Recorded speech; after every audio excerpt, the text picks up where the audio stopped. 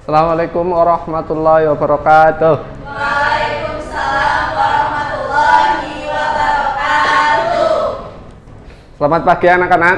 Pagi, Pak. Gimana kabarnya hari ini? Alhamdulillah, luar biasa. Allahu Akbar. Sebelumnya baca doa dulu ya sebelum mulai kegiatan hari ini. Membaca doa dimulai.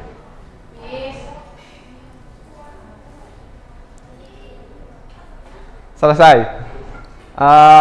Ada yang nggak berangkat? Ada. Siapa aja? Ya. Untuk hari ini kita membahas materi tentang empati terhadap sesama, hormat dan patuh kepada orang tua dan guru. Ada 3 kata. Yang pertama, empati.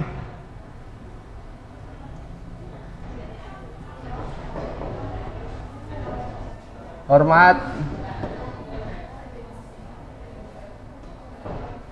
dan patuh. Ada yang tahu empati? Empati itu apa? Ada yang tahu empati? Harusnya? Keadaan seseorang yang merasa bahwa dirinya kayak orang lain gitu, Pak. Nah, ya benar. Lebih rincinya lagi, empati itu membantu orang lain tanpa imbalan. Itu empati. Oke? Yang selanjutnya, hormat. Ada yang tahu hormat? Hormat bukan hormat yang di upacara ya. Bukan hormat upacara ya. Hormat itu menghargai orang yang lebih tua. Oke? Yang terakhir patuh. Patuh sama aja, sama kayak hormat. Nggak beda jauh.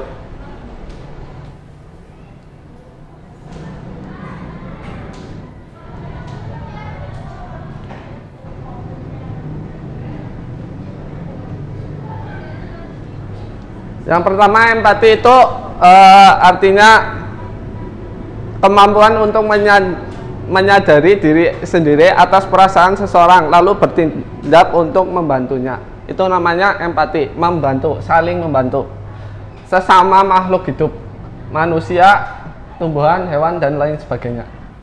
Oke, itu empati. Untuk selanjutnya ada Quran surat An-Nisa. Ada yang mau baca? Tin, baca Tin.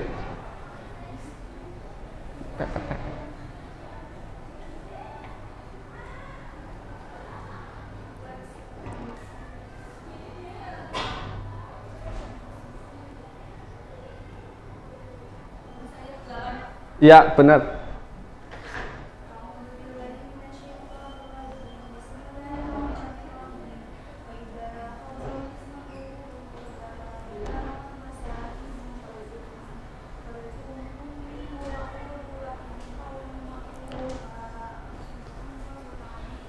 Ya, terima kasih Dini.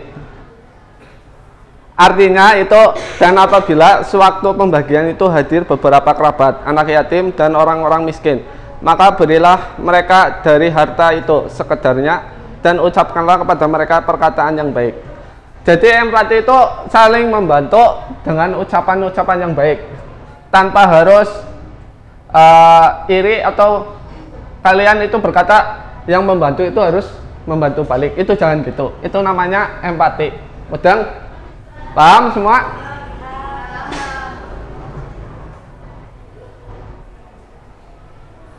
Empati juga itu harus bisa menempatkan diri sebagai orang lain yang mendapat musibah. Jadi kita kalau mau membantu itu kan lebih itunya kan harus merasakan apa yang dirasakan orang yang mendapat musibah. Jadi gitu ya. Apa yang dirasakan orang yang mendapat musibah, kita juga merasakan, mesti kita lebih membantu gitu kan. Lebih cepat untuk bergerak gitu. Terus selanjutnya yaitu ada hormat, menghormati orang tua.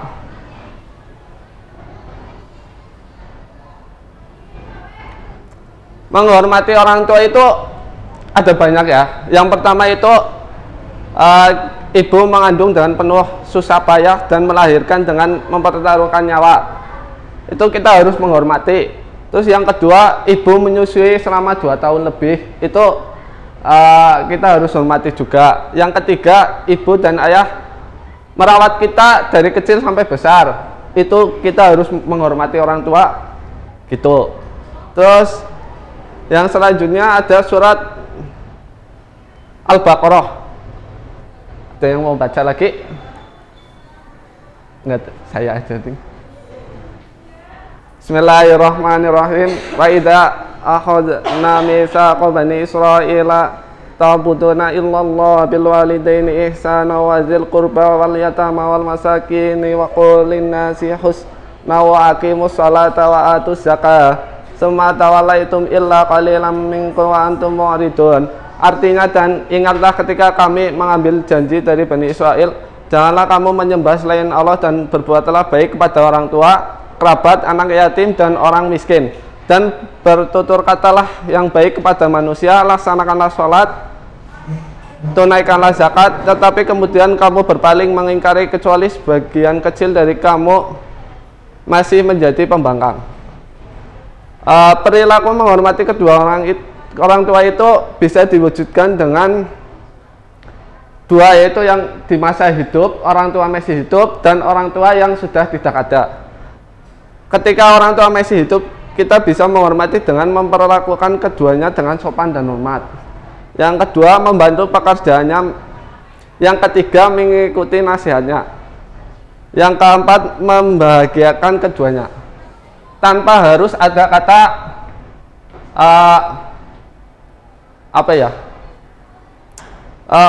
membantu orang tua tanpa harus orang tua membalikan apa yang kita kasih. Itu jangan sampai seperti itu. Terus ketika orang tua sudah meninggal, mengucapkan ketika orang tua sudah meninggal itu yang pertama, kita harus mendoakan selalu di setiap sehabis sholat dan kapanpun dimanapun. Mungkin itu materi hari ini ya. Semoga kalian bisa menerapkan di kehidupan sehari-hari apa yang kita dapat dari ini. Amin ya Allah. Cukup sekian dari Pak Guru. Jumpa lagi besok ya. Assalamualaikum warahmatullahi wabarakatuh. Waalaikumsalam warahmatullahi wabarakatuh.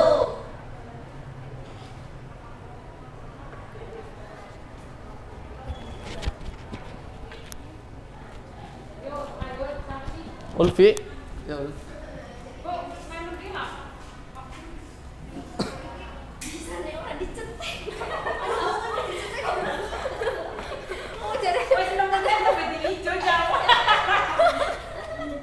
Ini nanti masaknya pakai apa? Tiba ora. Nang jero dilebok nasak ke. Seng laku itu ngono.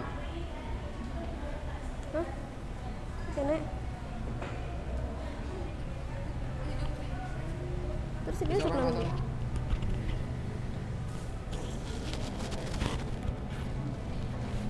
Kayak gini.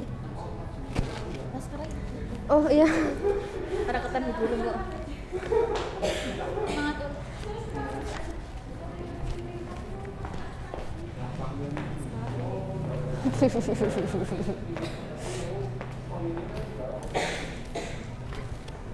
Bentar.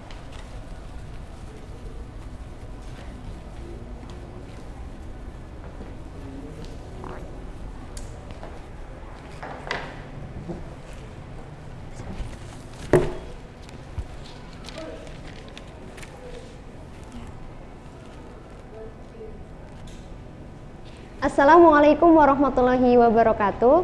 Waalaikumsalam warahmatullahi wabarakatuh. Bagaimana kabarnya kalian hari ini? Alhamdulillah luar biasa. Allahu Akbar. Hari ini ada yang tidak hadir? Ada Bu Rizka sakit. Oh, sakit.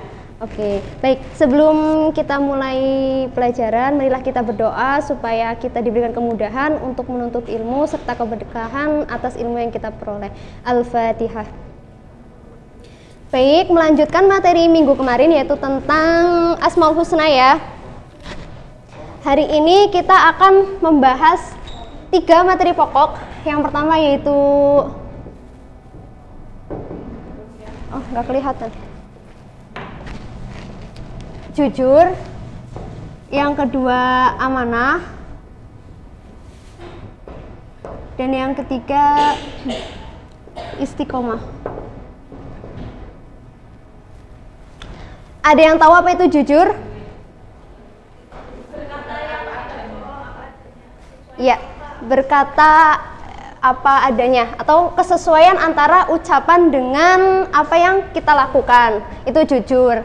Nah, jujur itu adalah suatu perbuatan yang sangat penting ya. Orang yang jujur adalah orang yang hebat. Karena misal ketika kita melakukan kesalahan kemudian kita mengakuinya, itu bukan suatu yang mudah ya. Maka dari itu jujur itu adalah perbuatan yang sangat penting. Apalagi kita sebagai makhluk sosial, kita kan berteman, kita berkeluarga, kita itu pasti membutuhkan suatu suasana yang harmonis, di mana kita tidak boleh menzolimi, kita tidak boleh merugikan orang lain. Maka dari itu kita harus jujur terhadap setiap keadaan. Nah, kejujuran itu sebagian dari akhlak yang diajarkan oleh agama Islam. Oke. Dan ada dalilnya ya, yaitu Quran surat Al-Baqarah ayat 42. Di buku ada ya, silakan dibuka. Ibu bacakan, Bismillahirrahmanirrahim. Wala talbisul haqqa bil batili wa taktumul haqqa wa antum ta'lamun. Artinya, dan janganlah kamu campur adukan kebenaran dengan kebatilan, dan janganlah kamu sembunyikan kebenaran sedangkan kamu mengetahuinya. Jadi yang namanya jujur itu ya, apabila benar maka itu adalah benar, kalau salah maka salah, jangan dibolak-balikan. Nah, kemudian materi yang kedua yaitu amanah. Amanah itu artinya terpercaya atau dapat dipercaya, atau bisa kita sebut pesan yang dititipkan itu dapat disampaikan kepada yang seharusnya. Misalnya nih, si Hafsah diminta sama orang tuanya, "Nak, ini ya uang untuk bayar SPP," gitu. Apabila si Hafsah itu amanah, maka dia akan memberikan uang itu kepada orang-orang TU. "Ini Pak untuk bayar SPP," seperti itu. Nah, maka dari itu si Hafsah itu sudah melakukan tanggung jawabnya. Nah, orang yang amanah ini disebut juga orang yang tanggung jawab. Jadi ketika Hafsah tanggung jawab, dia berarti amanah. Sebaliknya ketika Hafsah tidak tanggung jawab, berarti dia bukan orang yang amanah. Nah, amanah ini ada 3 macam ya. Yang pertama, amanah terhadap Allah. Yang kedua, terhadap manusia, sesama manusia ya, sama manusia. Dan yang terakhir itu terhadap diri sendiri. Terhadap Allah itu caranya, bukan caranya ya, itu bagaimana? Itu kita melakukan perintahnya, menjauhi larangannya, itu amanah. Kemudian terhadap manusia, seperti tadi yang dicontohkan ya, seperti Mbak Hafsah yang tadi. Kemudian terhadap diri sendiri. Terhadap diri sendiri maksudnya bagaimana? Itu kita mengoptimalkan kemampuan yang kita miliki, atau apa yang kita miliki itu dijaga, dirawat. Contohnya kita itu diberikan oleh Allah yang namanya mata, itu harus kita jaga, kita rawat, bukan untuk melihat handphone saja, tapi untuk belajar misalnya gitu. Atau nih Ibu ada cerita ya, ada 2 sahabat namanya Tini dan Rani. Nah, si Tini ini orangnya pintar. Dia itu di kelas selalu dapat nilai yang bagus. Nah, sedangkan si Rani, dia ini ya biasa-biasa saja. Nilainya pun rata-rata. Nah, suatu hari Bu Guru bilang, "Anak-anak, besok kita ulang matematika ya." Nah, si Tini ini karena dia merasa sudah sering mendapatkan nilai bagus, dia tidak belajar. Nah, alhasil dia itu mendapatkan nilai yang jelek karena tidak belajar. Sedangkan si Rani dia belajar, dia latihan soal-soal, akhirnya dia mendapatkan nilai yang bagus. Kalian bertanya-tanya nggak sih, loh Bu, kan si Siti ini itu kan pintar. Tapi yang namanya pintar itu berawal dari rajin belajar. Jadi ketika kita rajin belajar, kita akan bisa mengerjakan. Oke, masuk materi yang terakhir ya, yaitu istiqomah. Istiqomah itu artinya sikap teguh terhadap pendirian, konsekuen terhadap apa yang dilakukan. Jadi semisal nih, Wati itu sering melakukan puasa Senin Kemis. Kemudian dia itu teguh, dia tetap melakukan, padahal teman-temannya itu makan jajan di depan dia, tapi dia tetap teguh untuk melakukan puasa Senin Kemis. Kemudian konsekuen itu terus menerus dengan setiap hari melihat teman-temannya makan, tapi tetap melakukan puasa Senin Kemis. Jadi yang namanya orang istiqomah itu bagaikan di batu karang di tengah laut. Meskipun diterjang ombak, diterpa angin, tetap teguh, tetap kokoh ya. Oke. Sampai sini ada yang ingin ditanyakan? Oh, belum. Oke. Mungkin cukup sampai di sini ya. Kita cukupkan, kita baca hamdalah bersama-sama. Alhamdulillahirabbil alamin. Assalamualaikum warahmatullahi wabarakatuh.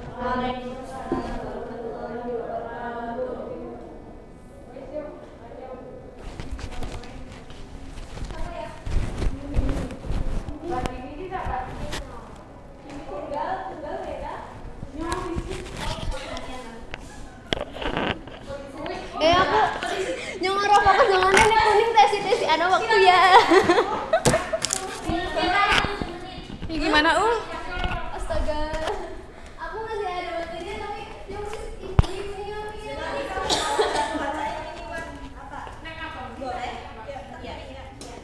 terus ini kemana ya?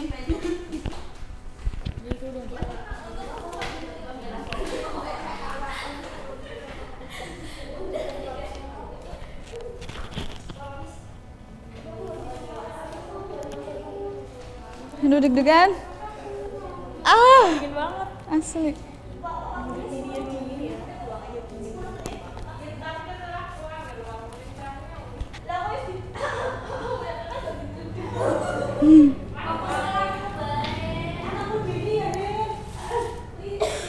Hei, deg-degan. Bentar, Her. Aku pengen pinjem buka PPT. Iya. Kenapa? Pengen pinjem HP buat PPT.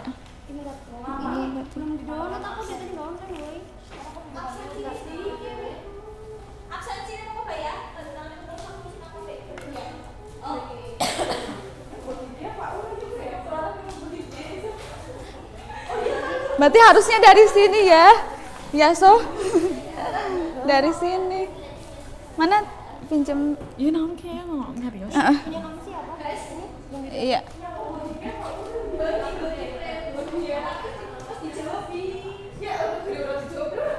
Ini PPT-nya di-download dulu ya. Minta tolong. PPT. Dibuka.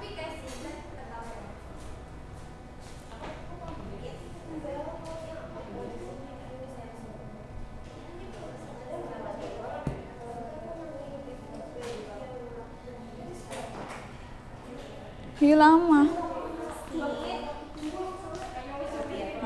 Ya, ini nambut nu ya lah jangan buka PPT-na di grup. Mana ya? Iya. Lama. Nah. Oh. Pakai we. Heeh. Nah, gampang hak. Bismillahirrahmanirrahim. Dari sini ya. Dari sini. Dari sini.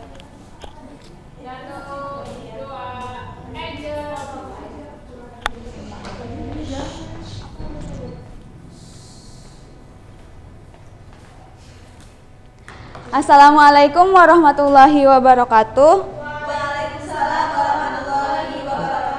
Baik, apa kabar anak-anak? Apa betul ini pelajarannya Ibu? Betul. Oke. Baiklah ya. Sebelum kita mulai pembelajaran pada hari ini, alangkah baiknya kita berdoa terlebih dahulu. Berdoa dimulai. Selesai.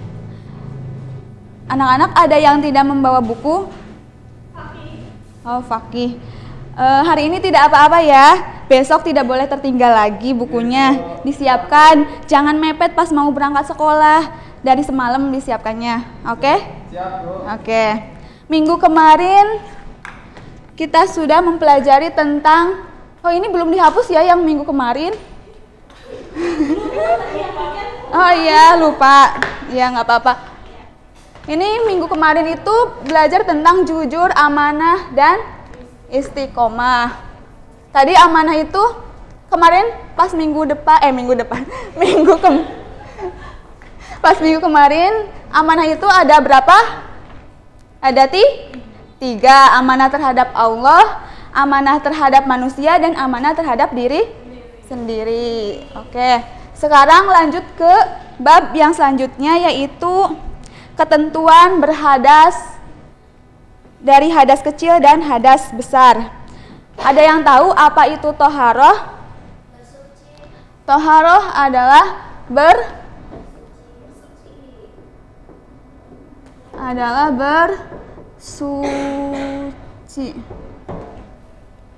Bersuci ya. Ini enggak ada. Oke, lanjut macam-macam toharoh. Nah, toharoh itu ada 2 ya teman-teman. Toharoh itu ada 2. Yang pertama yaitu toharoh dari hadas. Yang kedua adalah toharoh dari najis. Apa? Toharoh itu ada 2. Yang pertama toharoh dari hadas. Yang kedua yaitu toharoh dari najis. Nah, iya ini spidolnya tolong ya nanti diisiin dulu. Piket, ada yang piket?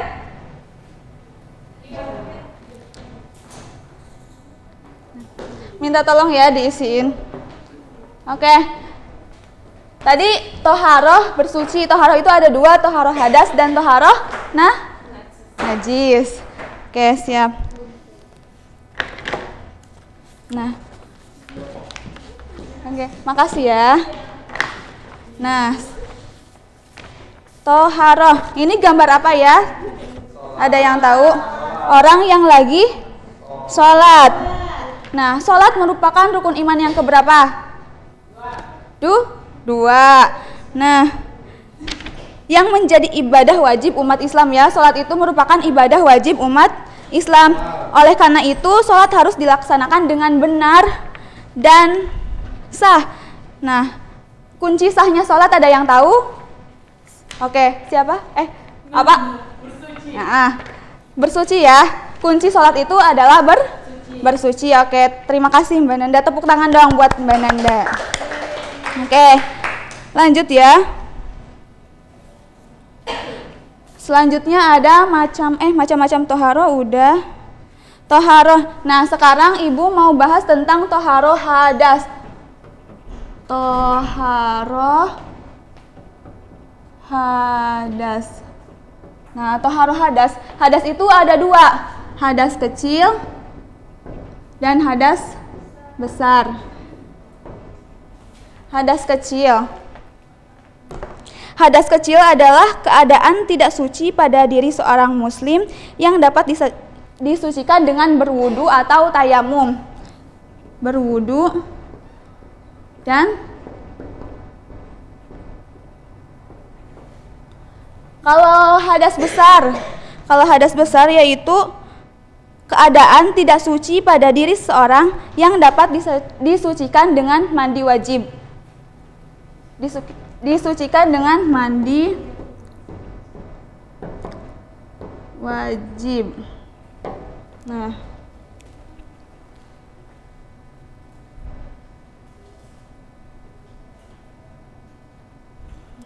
Oke. Ke hadas kecil lagi ya. Hadas kecil.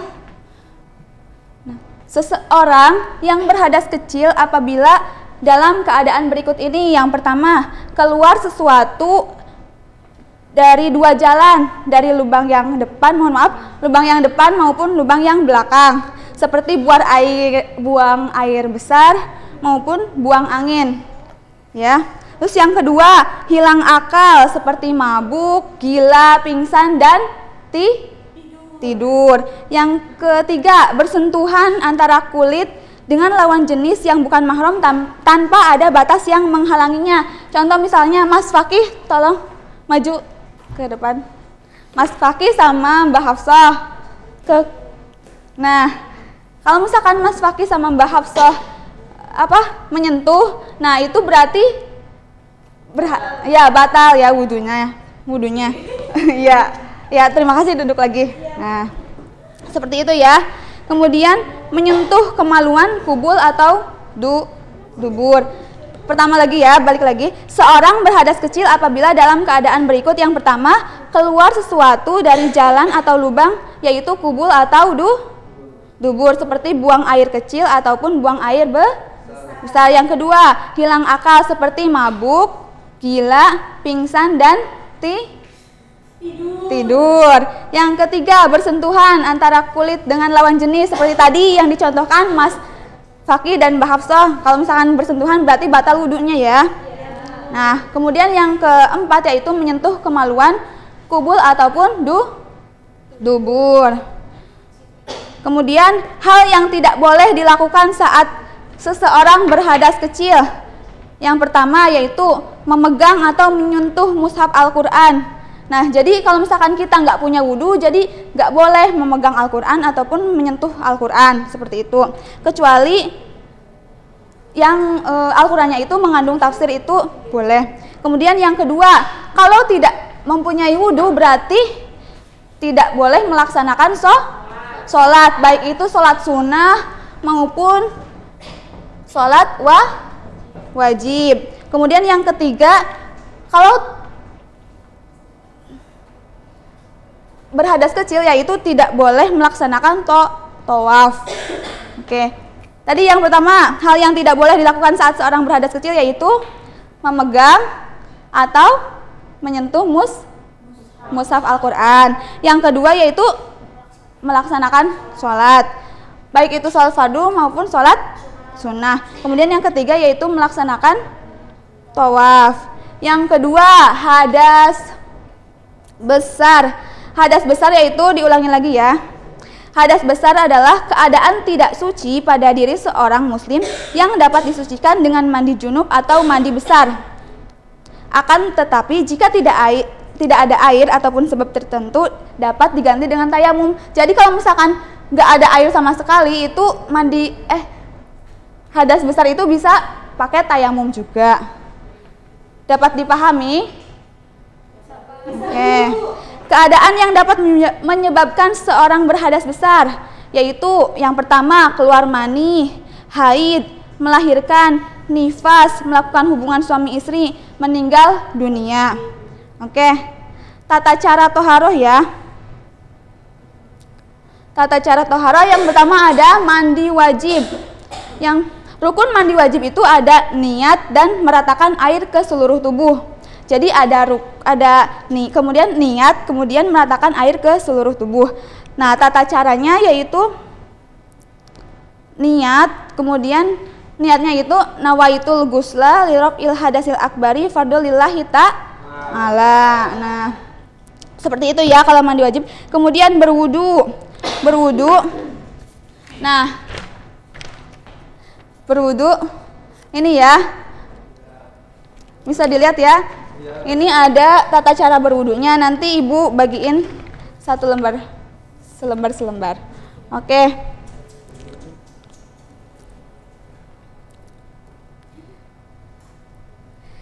Nah, nanti untuk yang selanjutnya karena ini waktunya udah habis, Ibu punya tepuk wudhu. Nanti untuk yang materi selanjutnya nanti disampaikan minggu depan ya anak-anak. Oke. Nah, Ibu memperjelas lagi ya. Bentar, memperjelas lagi ya. Hadas terbagi menjadi 2. Nah, oke. Cukup sekian dari Ibu, selebihnya kurang lebihnya mohon maaf. Wabillahi taufiq wal hidayah. Wassalamualaikum warahmatullahi wabarakatuh.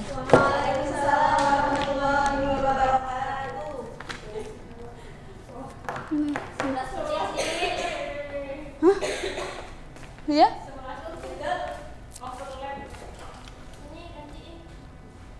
Alah.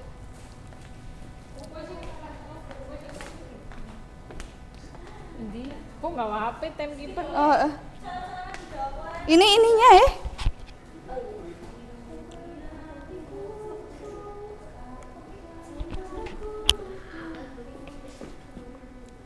Di mana nyepitnya? Di sini. Di kerah. Terserah.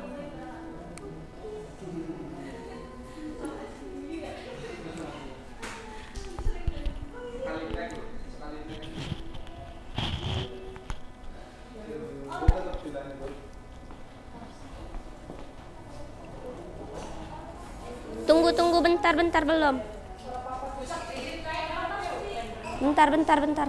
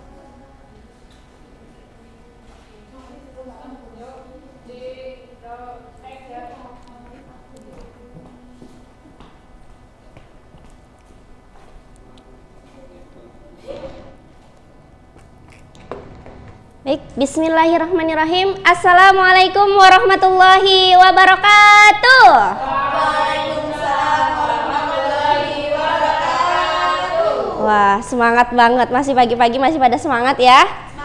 Semangat banget ya? Iya. Bener ini kelas 7? Bener, Bu. Bener, iya. Masih kelas 7 berarti harus masih punya semangat baru dong? Semangat belajarnya baru ya? Baru.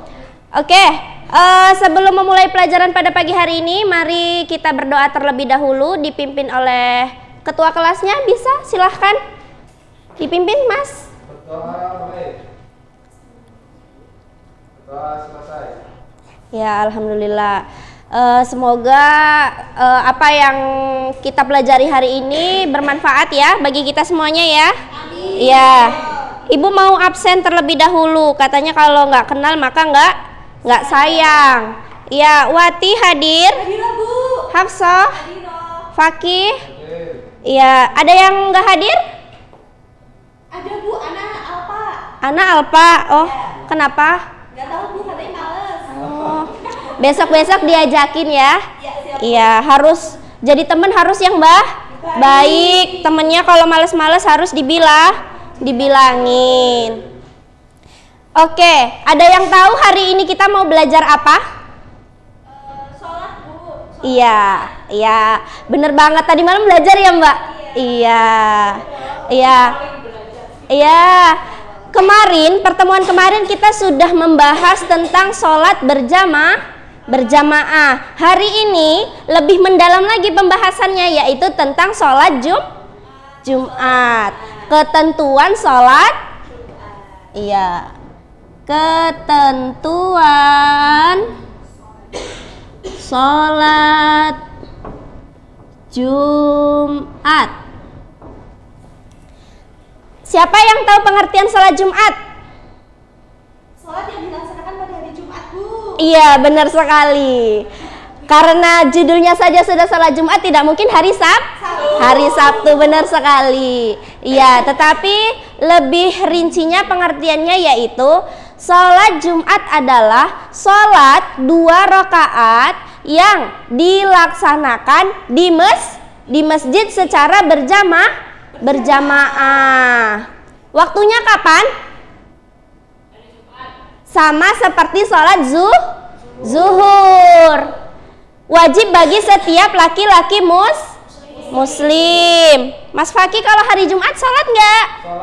Ya alhamdulillah sholat. Mudah-mudahan amal ibadahnya diterima Allah nggih. Amin. Iya, ada yang bisa membacakan dalil tentang sholat Jumat? Ada yang hafal kira-kira? Coba angkat tangan. Mas Faki mungkin? Iya, boleh. Iya, coba dibacakan Mas. Bismillahirrahmanirrahim. Ya ayyuhalladzina amanu idza nudiya lis-sholati min yaumil jumu'ati fas'au ila dzikrillah wa dzarul bai'. Dzalikum khairun lakum in kuntum ta'lamun. Ya, Masya Allah, merdu banget suaranya ya. Iya, makasih nggih Mas. Ya, artinya ada yang mau membaca? Enggak, Ibu ya yang baca ya.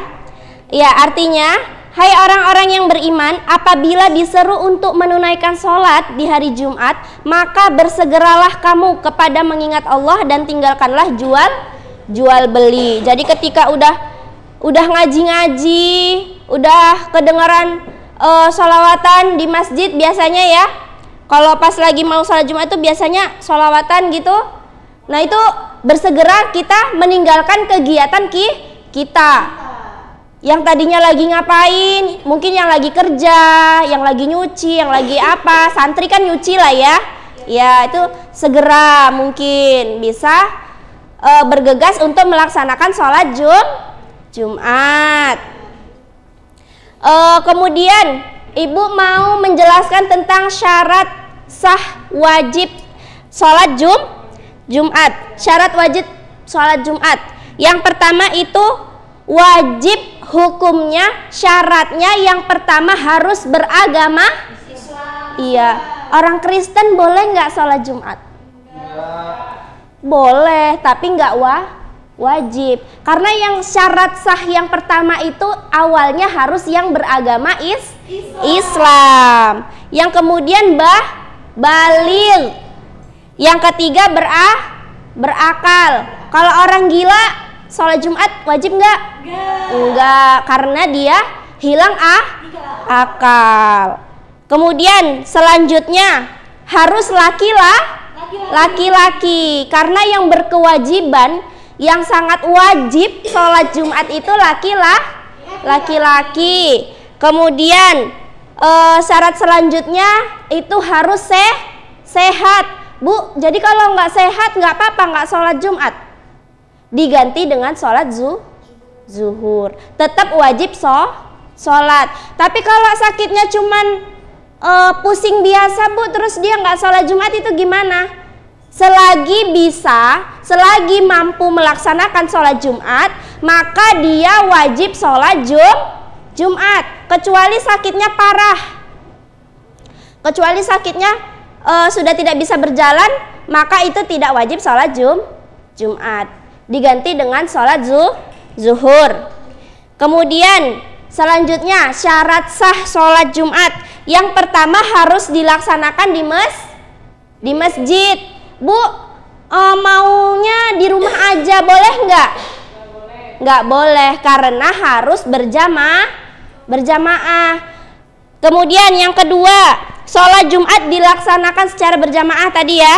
Kemudian yang ketiga, dilaksanakan pada waktu sholat zuhur. Bu, boleh nggak sholat Jumatnya jam 10 aja biar cepet? Kira-kira boleh nggak? Enggak, karena sudah ada ketentuan waktunya. Karena sholat Jumat itu sebagai pengganti sholat zuhur bagi kaum laki-laki. Yang keempat, sholat Jumat itu dilaksanakan dengan didahului khutbah. Pernah dengar khutbah Mas Fakih? Iya, kalau sholat Jumat biasanya ada khotbahnya. Coba sekarang Ibu tanya, apa pengertian khotbah? Pidato. Iya, pidato. Yang nyampein siapa? Bapak Ustaz. Iya, khotib. Iya, yang menyampaikan ceramah namanya khotib. Biasanya di atas mimbar. Nah, selanjutnya ada sunnah-sunnah sebelum melaksanakan sholat Jumat. Yang pertama, mandi terlebih dahulu. Kemudian memakai wangi-wangian. Iya, disunahkan. Kemudian melaksanakan sholat tahiyatul masjid ketika sudah sampai di masjid. Kemudian membaca Al-Quran sambil menunggu khotib, sambil menunggu datangnya waktu sholat Jumat. Alangkah baiknya kita membaca Al-Quran. Kemudian memperbanyak doa, zikir, serta sholawat kepada Nabi Muhammad. Karena banyak sekali pahalanya yang bisa kita lakukan di hari Jumat. Memperbanyak sholawat saja kita sudah memperoleh banyak pahala, melipat gandakan pahala yang sudah kita kerjakan. Ya, kemudian ada hikmah sholat Jumat. Apa sih? Emang ada sih kegunaannya sholat Jumat gitu ya? Jadi hikmah sholat Jumat itu yang pertama itu kita memuliakan hari Jumat. Hari Jumat itu mulia nggak sih? Mulia banget. Makanya kadang-kadang itu kalau yang laki-laki, kalau yang setiap sholat Jumat itu pulangnya bawa berkat. Ada nasi kotak. Iya, itu karena mulianya hari Jumat, orang banyak berbagi di hari Jumat. Kemudian menguatkan tali silaturahmi. Iya, baik. Sampai di sini perjumpaan kita pada hari ini. Ada yang mau ditanyakan, anak-anak? Tidak, Bu, cukup. Iya, cukup. Semoga apa yang Ibu sampaikan pada hari ini semua anak-anak mengerti ya. Amin. Iya, dibaca-baca lagi bukunya. Semoga apa yang kita pelajari hari ini bermanfaat. Ila liqa ma'assalamah. Assalamualaikum warahmatullahi wabarakatuh. Waalaikumsalam warahmatullahi wabarakatuh.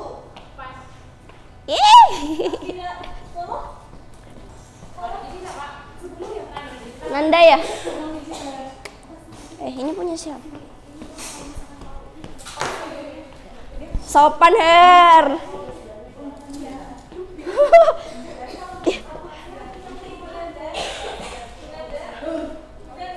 Biwe Her. Hera, gobel. Bisa nih.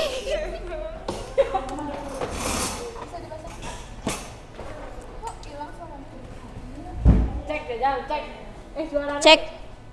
Bisa. Kok bisa nih potol kepri? Ya orang bisa Ki. Kok belum banget ya. Ini mic-nya ini. Mic-nya bodol ya. Ininya bodol dibuat Hera putus. Itu earphone-nya putus dibuat Hera.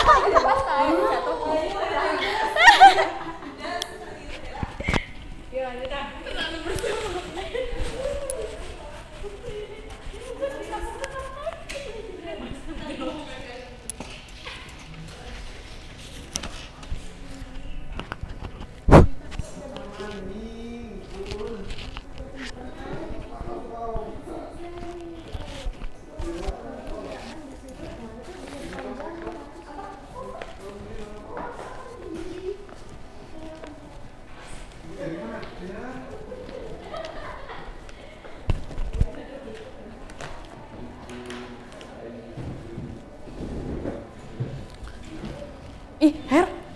Wis urung. Kok disit.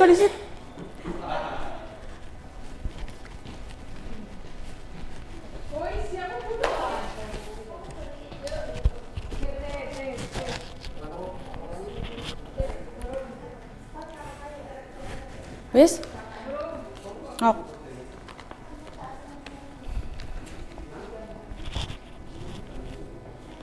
Wis?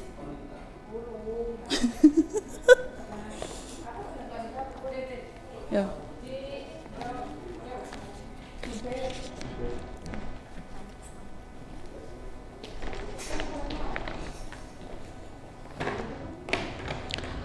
Bismillahirrahmanirrahim. Assalamualaikum warahmatullahi wabarakatuh. Waalaikumsalam warahmatullahi wabarakatuh. Selamat siang anak-anak, bertemu lagi dengan Ibu di mata pelajaran fikih untuk kelas 7. Sesuai dengan instruksi Ibu pada pertemuan kemarin, pada hari ini kita akan membentuk kelompok kecil untuk membahas tentang ketentuan sholat jamak qashar. Nah, kelompoknya ini adalah kelompok 1, sebelah sini kelompok 2 ya. Nah, langsung saja tulis.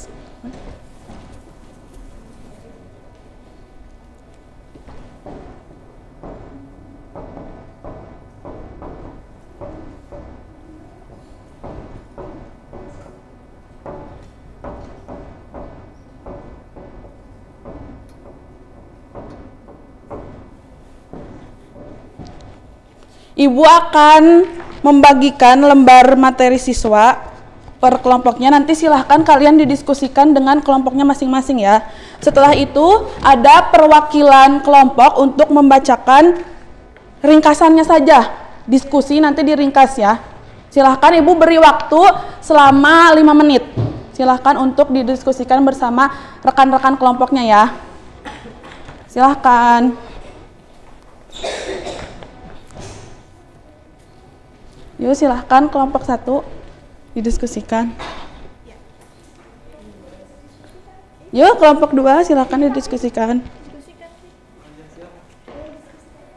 Diskusikan. Apakah ada masalah kelompok 1? Ada yang ditanyakan? Belum, Bu. Belum. Kelompok 2 apakah ada masalah? Ada yang ditanyakan? Tidak, Ibu. Belum, Bu. Ya.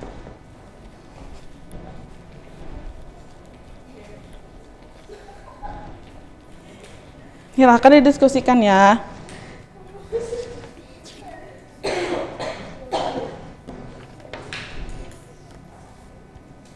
Sampai jam berapa ini, Bu? Diskusinya? 5 menit. Ya. Karena kalian pintar-pintar ya. Jadi 5 menit saja.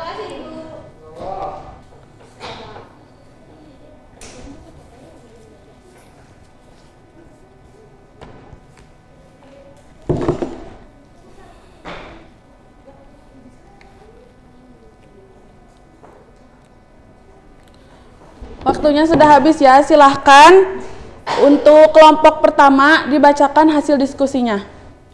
Sholat jamak berarti menggabungkan 2 sholat fardu yang dimana mengerjakannya dalam satu waktu. Contohnya sholat zuhur dan asar. Sholat jamak ini boleh dilaksanakan pada waktu sholat yang pertama jamak takdim atau ketika waktu sholat yang kedua itu jamak takbir. Untuk jamak takdim zuhur terlebih dahulu baru asar. Untuk jamak takbir itu asar terlebih dahulu baru zuhur. Syarat sah sholat jamak yang pertama sedang dalam perjalanan jauh dengan jarak tempuh 48 mil, mayoritas ulama menyebutkan 90 km.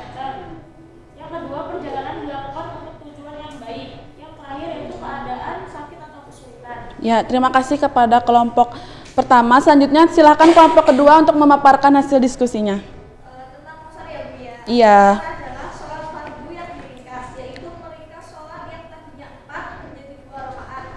Qashar hanya dilakukan untuk sholat zuhur, asar, dan isya. Subuh dan maghrib tidak boleh diringkas. Selanjutnya ada syarat jamak qashar.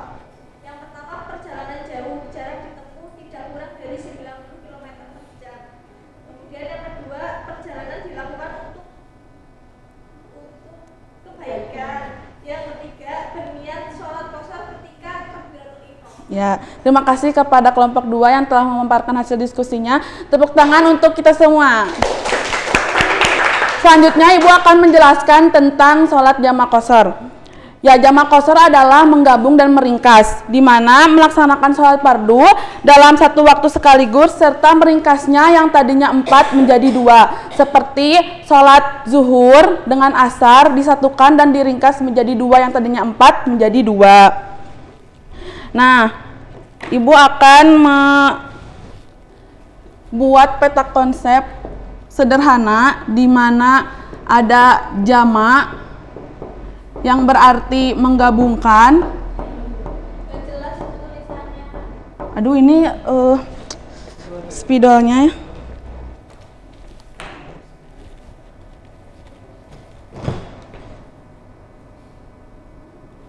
Jelas nggak anak-anak? Sama aja ya. Spidolnya ini gimana ya? Pas menggabungkan, ini peta konsep sederhana di mana ada jamak yang berarti menggabungkan.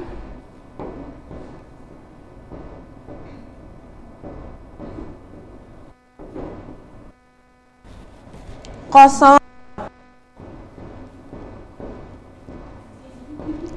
yaitu meringkas, dan jamak kosor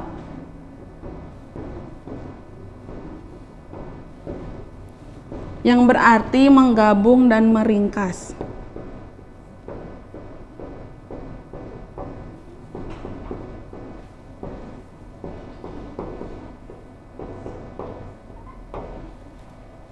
Ini anak-anak, ini adalah peta konsep sederhana. Jadi kalian kalau misalkan itu ingat-ingat aja kata kuncinya. Jama berarti menggabungkan, kosor meringkas, jama kosor berarti menggabung dan meringkas. Apakah sampai sini apakah ada pertanyaan? Belum, Bu. Ya, siapa yang bertanya itu namanya? Ulfiani, Bu. Ya. Ini, Bu. Kalau sholat kosor itu boleh kita berjamaah atau enggak? Sholat jamak kosor itu boleh ya, boleh dilaksanakan secara berjamaah asalkan imam dan makmumnya sama-sama mengetahui bahwa mereka itu sedang melaksanakan sholat jamak kosor. Seperti itu. Dapat dipahami Mbak Ulpi? Bisa, Bu. Ya, terima kasih Mbak Ulpi pertanyaannya.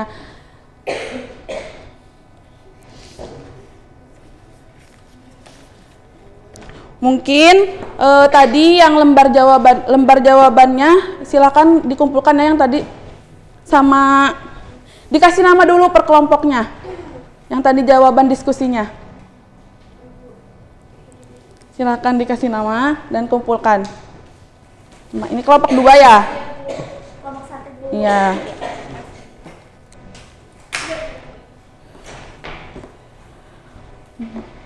Mungkin sekian dari Ibu, terima kasih atas waktunya.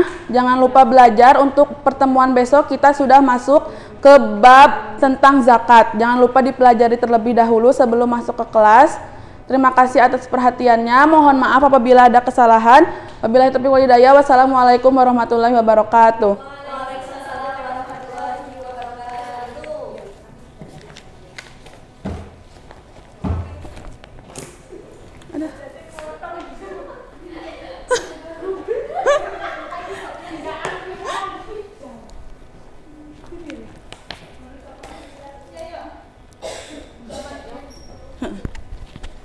Her.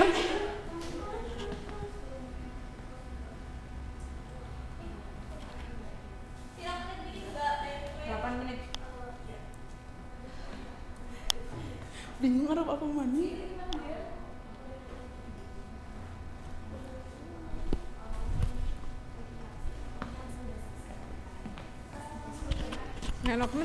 Cek.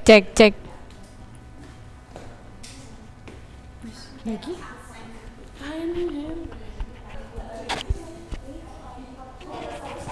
Cek. Wis moni. Jadi kemudian headset potong. Di ayat-ayat cinta nih.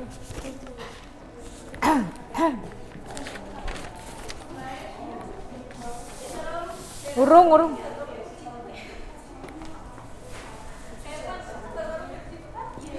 Apa? Apa ya? Ini kopel.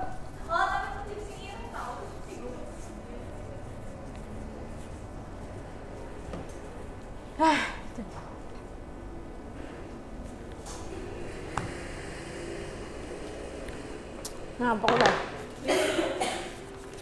Gue kok tekan maca ayat G belum.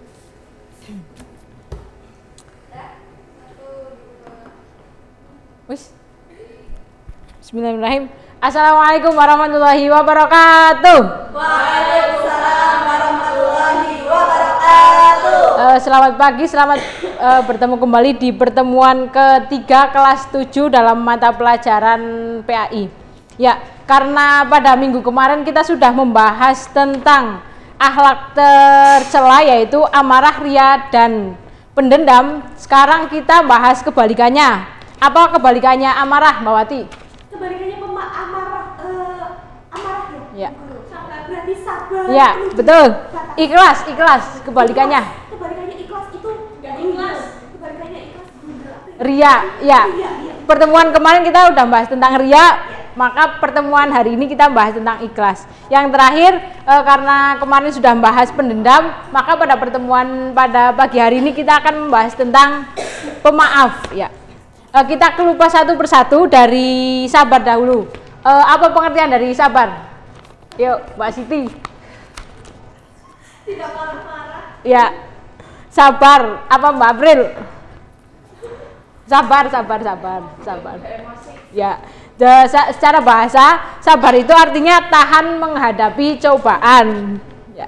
Secara istilah, menahan diri dari segala sesuatu yang tidak disukai, tetapi yang Allah berikan kepada kita.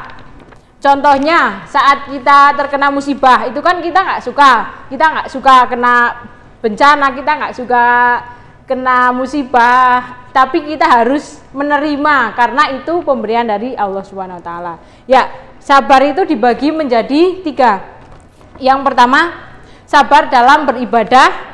Yang kedua, sabar dalam menjauhi maksiat. Yang ketiga, sabar dalam menghadapi cobaan. Yang pertama, sabar dalam beribadah. Contohnya, kalau lagi tidur itu pagi-pagi jam 5 subuh itu kan kita harus sholat subuh ya. Nah, kita sholat subuh, kalau kita nggak sabar, pasti kita narik selimut lagi, lebih baik tidur lagi daripada kita sholat subuh. Jadi ibadah pun harus kita memerlukan kesabaran. Contohnya saat bulan puasa menjelang hari raya kan harus mengeluarkan zakat. Nah, kita harus sabar juga. Contohnya, uangnya udah pas-pasan mau buat beli baju lebaran, kok malahan disuruh zakat. Nah, disitulah kesabaran kita untuk beribadah kepada Allah diuji. Yang selanjutnya, sabar dalam menjauhi maksiat.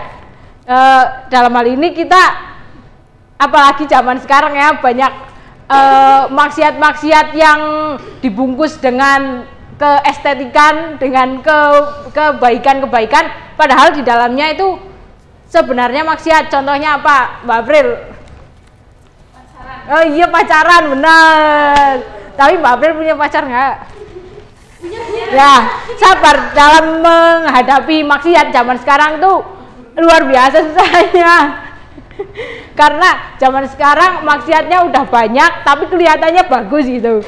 Jadi di situ juga kita perlu kesabaran. Yang terakhir, sabar dalam menerima cobaan dari Allah Subhanahu Wa Taala. Ya, itu tadi contohnya jika kita terkena musibah, misalnya gunung meletus, kebanjiran, itu kan musibah dari Allah. Padahal kita sudah berusaha untuk menjaga alam, tetapi kalau sudah waktunya meletus ya meletus aja kayak gitu, walaupun kita sudah menjaga. Nah, itu kita harus bersabar. Yang kedua, yaitu ikhlas. Apa pengertian ikhlas, Mbak Wati? Ikhlas itu tidak mengharapkan imbalan dari Oke. kita. Lanjut, Mbak Nanda. Ikhlas.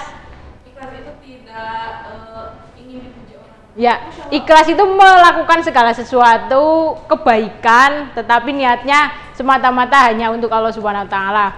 Ikhlas itu hanya untuk bab kebaikan ya, bukan keburukan. Misalnya saya mencuri, nggak mau diketahui banyak orang, saya ikhlas mencuri, itu bukan ikhlas namanya ya. Kalau ikhlas itu hanya dalam hal kebaikan saja. Ciri-ciri ikhlas itu, yang pertama tidak mengharap ujian, yang kedua tidak membedakan amal besar dan kecil.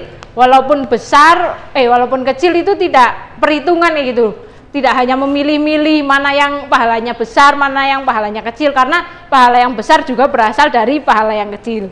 Yang terakhir, tidak mengungkit-ungkit pemberian. walaupun sudah lama gitu, nanti dibahas-bahas terus diomong-omongin ke orang, itu namanya nggak ikhlas, namanya riya. Yang ketiga, pemaaf. Memberikan maaf dengan ikhlas kepada orang yang meminta maaf. Meminta maaf terlebih dahulu bukan berarti kalah atau lemah. Menjadi seorang pemaaf tentunya itu berat ya. Kita udah disakitin misalnya, kita harus memaafkan, itu berat dan butuh waktu. Tetapi kalau tentang masalah pembunuhan kayak gitu, yang berkaitan dengan hukum, kita mau melaporkannya atau mengusut ke jalur hukum nggak apa-apa, bukan berarti kita tidak memaafkan gitu. Kalau memang itu sudah udah melanggar hukum, bukannya misalnya Mbak Wati melakukan pembunuhan, ya udah saya maafkan ya gitu kan, nggak boleh, harus juga diusut secara tuntas di jalur hukum seperti itu. Yang selanjutnya ada dalil dari sabar, ikhlas dan pemaaf. Ya, silahkan Mbak April, tolong bacakan yang dalil ikhlas. Yuk. Yuk. Bismillahirrahmanirrahim. Illal ladzina tabu wa aslahu wa tasamu billahi wa akhlasu dinahum lillahi faulaika ma'al mu'minin fasawfa yu'tillahul mu'minina ajran 'azima. Masya Allah, luar biasa. Jadi ini adalah dalil ikhlas, terdapat di dalam surat An-Nisa ayat 146. Berapa?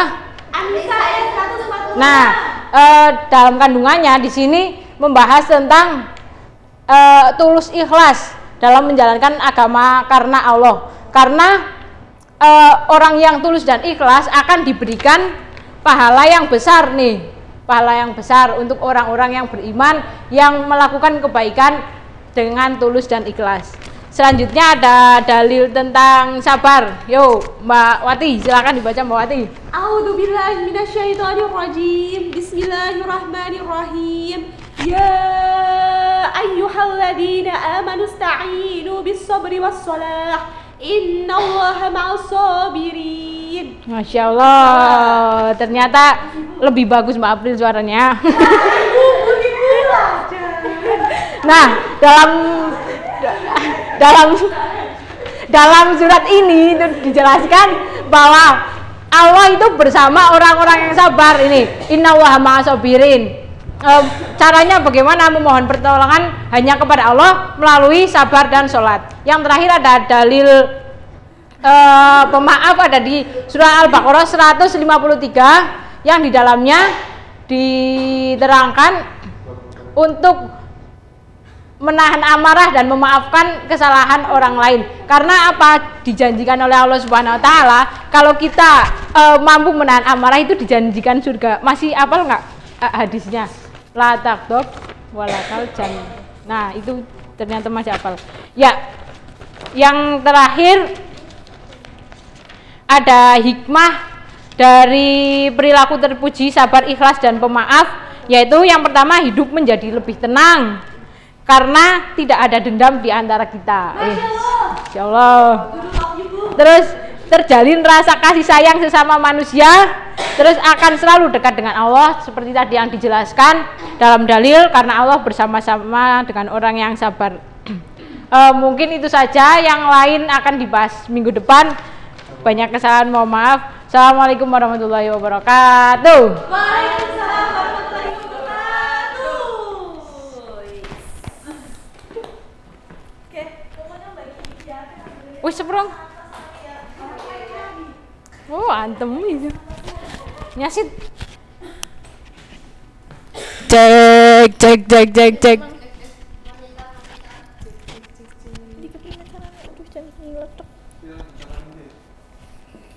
Si Hera tulis yang bener.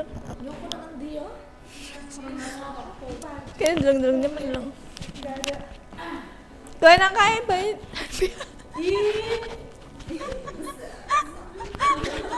Kerikot ya. Aduh. Gak bisa perih aku ini. Ledek banget.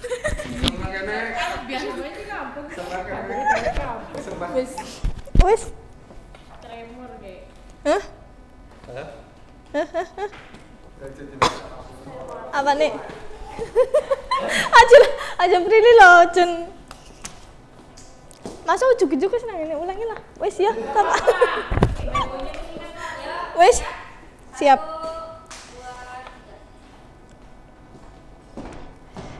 Assalamualaikum warahmatullahi wabarakatuh. Waalaikumsalam warahmatullahi wabarakatuh. Selamat pagi anak-anak. Selamat pagi, Bu. Gimana kabar kalian? Alhamdulillah, luar biasa. Allahu Akbar. Alhamdulillah. Hari ini siapa yang tidak berangkat? Fikri, Bu. Kenapa, Mbak Wati? Bu, katanya Izin. mau. Oh, oke. Alangkah baiknya sebelum kita memulai pembelajaran kita berdoa dulu ya. Dipimpin oleh Mas Fakih. Silakan dipimpin. Selesai. Alhamdulillah. Hari ini ada yang tahu kita mau membahas materi tentang apa? Ada yang tahu? Ada yang tahu? Oh, belum ada belajar ya? Kita akan membahas materi tentang Asmaul Husna. Ada yang tahu Asmaul Husna itu apa? Nama-nama Allah, Bu. Iya, jumlahnya ada berapa? 9, Bu. Oke, kita bahas bareng-bareng ya. Asmaul Husna itu kan termasuk rukun mengimani kepada Allah ya, rukun iman kepada Allah. Rukun iman itu ada berapa, Mbak Wati? Rukun iman itu ada 6. Oke.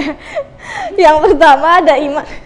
Yang pertama ada iman kepada Allah, yang kedua ada iman kepada malaikat, yang ketiga iman kepada kitab, yang keempat ada iman kepada rasul, yang kelima ada iman kepada hari akhir, dan yang keenam iman kepada qada dan qadar.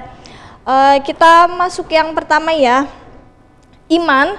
Yang pertama kan iman kepada Allah, yaitu kita harus percaya bahwa Allah itu ada. Nah, iman sendiri itu artinya kita meyakini dengan sepenuh hati, diucapkan dengan lisan dan dilakukan dengan perbuatan. Nah, kita sebagai seorang muslim, sebagai seorang manusia, kita kan pasti punya iman kan? Iman kita itu kadang naik, kadang turun, kadang tebal, kadang tipis. Nah, kita sebagai manusia yang beriman, kita harus selalu mempertebal keimanan kita. Dengan cara apa? Dengan cara memahami nama-nama Allah yang baik dan indah, yang biasa kita sebut dengan Asmaul Husna. Ya, Asmaul Husna, nama-nama Asmaul Husna kan itu ada 99. Rasulullah SAW bersabda bahwa barang siapa yang mengamalkan atau memahami nama-nama Allah itu, maka ia akan dipermudah menuju surganya. Dari 99 Asmaul Husna kita akan mempelajari 4 ya.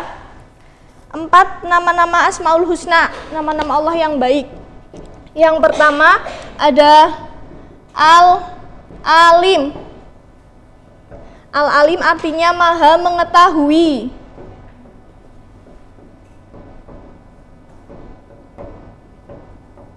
Bisa dibaca ya tulisannya ya? Bisa, Bu. Yang kedua ada Al-Khabir. Al-Khabir artinya maha teliti.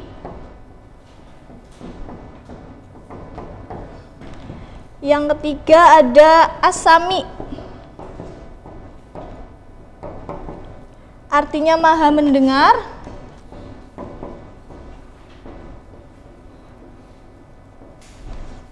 Yang keempat ada Al-Basir. Artinya maha melihat.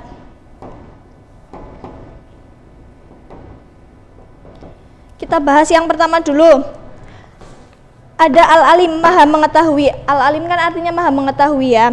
Jadi itu Allah mengetahui semua yang terlihat di bumi, baik yang kecil sekalipun itu Allah pasti melihatnya.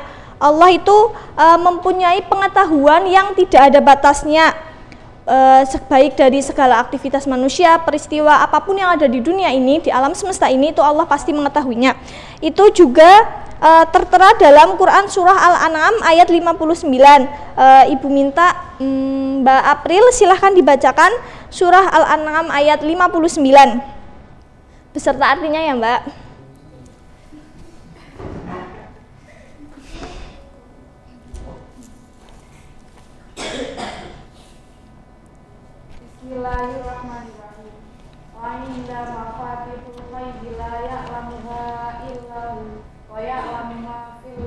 wal bahr wa ma tasqutu min waraqihi illa ya'lamuha wa la habbatin fi dhulumatil ardi wa la rabbin wa la ya'bisin illa fi kitabim mubin. Artinya, dan pada sisi Allah lah kunci-kunci semua yang gaib, tidak ada yang mengetahuinya kecuali Dia sendiri, dan Dia mengetahui apa yang di daratan dan di lautan. Dan tiada sehelai daun pun yang gugur melainkan Dia mengetahuinya, dan tidak jatuh sebutir biji pun dalam kegelapan bumi, dan tidak sesuatu yang basah atau yang kering melainkan tertulis dalam kitab yang nyata. Oke, makasih Mbak April. Selanjutnya kita lanjut yang tentang Al-Khabir ya. Al-Khabir artinya Allah Maha Teliti. Nah, jadi semua peristiwa yang ada di bumi ini, di alam semesta ini, itu Allah udah tahu semuanya. Allah itu melakukan segala sesuatunya itu secara teliti. Allah mengetahuinya secara teliti, baik dari kematian, ketakwaan, hingga sesuatu yang ada di hati kita, itu Allah pasti mengetahuinya. Itu juga sesuai dalam Quran surah At-Taubah ayat 16 yang artinya, apakah kamu mengira bahwa kamu akan dibiarkan sedang Allah belum mengetahui dalam kenyataan orang-orang yang berjihad di antara kamu dan tidak mengambil menjadi teman yang setia selain Allah, Rasulnya, dan orang-orang yang beriman, dan Allah Maha mengetahui apa yang kamu kerjakan. Selanjutnya ada As-Sami. As-Sami itu artinya Maha mendengar. Allah Maha mendengar segala keluh kesah kita, baik yang kita ucapkan secara langsung ataupun secara di dalam hati kita. Allah itu pasti mengetahuinya ya. Itu juga sesuai dengan Quran surah Al-Baqarah ayat 256. Ibu lanjut aja ya, soalnya nanti ini kita akan main kartu ini ya, oke? Main card shot, maksudnya ini nih, nanti kalian bisa mencari pasangan. Nanti aja ya Ibu jelaskan ya. Kemudian yang selanjutnya ada Al-Basir, artinya Allah Maha melihat. Allah melihat segala sesuatu walaupun manusia yang lain itu tidak melihat. Contohnya misalkan Mbak April ngambil uangnya Mbak Wati, kan nggak ada yang lihat tuh. Misalkan Mbak Sekar melihat, nah tapi kan Allah itu juga Maha melihat. Terus kalau misalkan Mbak April diam-diam mengambil barangnya Mbak Wati, nggak ada yang lihat, tapi Allah itu Maha melihat gitu. Itu juga Quran sesuai dengan Quran surah Al-Hujurat ayat 18. Selanjutnya ada hikmah beriman kepada Allah Subhanahu wa taala. Yang pertama, selalu mendapatkan pertolongan dari Allah.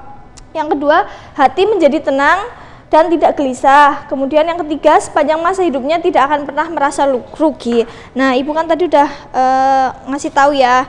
Ini kan ada card short. Ini permainan. Nanti Ibu bagikan satu-satu. Nanti kalian mencari pasangannya. Misalkan nih, As-Sami. As-Sami kan tadi artinya Maha mendengar. Berarti kalian cari yang Maha mendengar, yang dapat Maha mendengar itu siapa gitu ya. Paham? Paham, Bu. Ibu bagikan satu-satu ya. Aduh. Ini satu-satu silahkan. Ini Mbak Nanda, Mbak Sekar, ini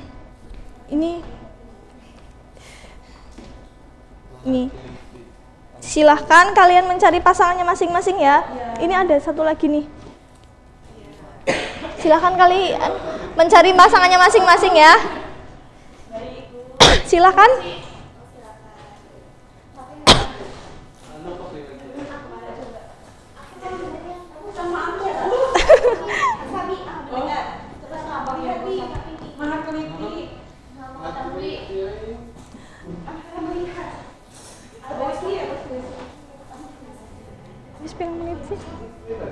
Wes pirang menit. Kamu apa? Al-Alim. Al-Alim Maha mengetahui. Siapa yang dapat Maha mengetahui tadi? Ini sama Mbak April. Oh, udah? Udah dapat pasangannya? Udah. Mas mau kemana, Mas? Belum? Kamu pasangannya siapa? Itu yang di belakang kali, Mbak Hera sama Mbak Hera kali. Iya kan Mbak Hera? Ya. Udah semua? Iya. Udah paham berarti ya, dari ini Asmaul Husna ini yang keempat ini sama artinya ini udah paham semuanya kan? Sudah, Bu. Ada yang perlu ditanyakan? Cukup, tidak, Bu. Tidak. Terus Ibu nih mau nanya nih. Ini gambar apa ya? Itu termasuk apa? Sifat Allah yang mana? Yang mana? Ini. Mana? Ini lagi mencuri. Ini termasuk ke dalam yang mana ini? Allah Maha apa ini kalau ini? Allah Maha Al-Basir, ya. Kemudian kalau yang ini gambar apa ini? Bergibah ini. Siapa yang suka bergibah? Siapa yang suka bergibah? Asami. Allah Maha mendengar ya, meskipun di sekeliling kita itu nggak mendengar, tapi Allah Maha mendengar. Nah, mungkin materi dari Ibu cukup sekian. Mohon maaf apabila Ibu banyak kesalahan atau dalam ucapan, dalam berkelakuan. Sekian dan terima kasih. Wassalamualaikum warahmatullahi wabarakatuh.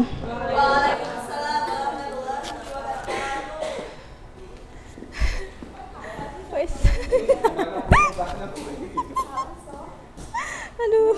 Templok nalangan di soal. Aku bingung tutup di rumah ini. Kalau mati kepriwe konsepnya dulu. Apa ya?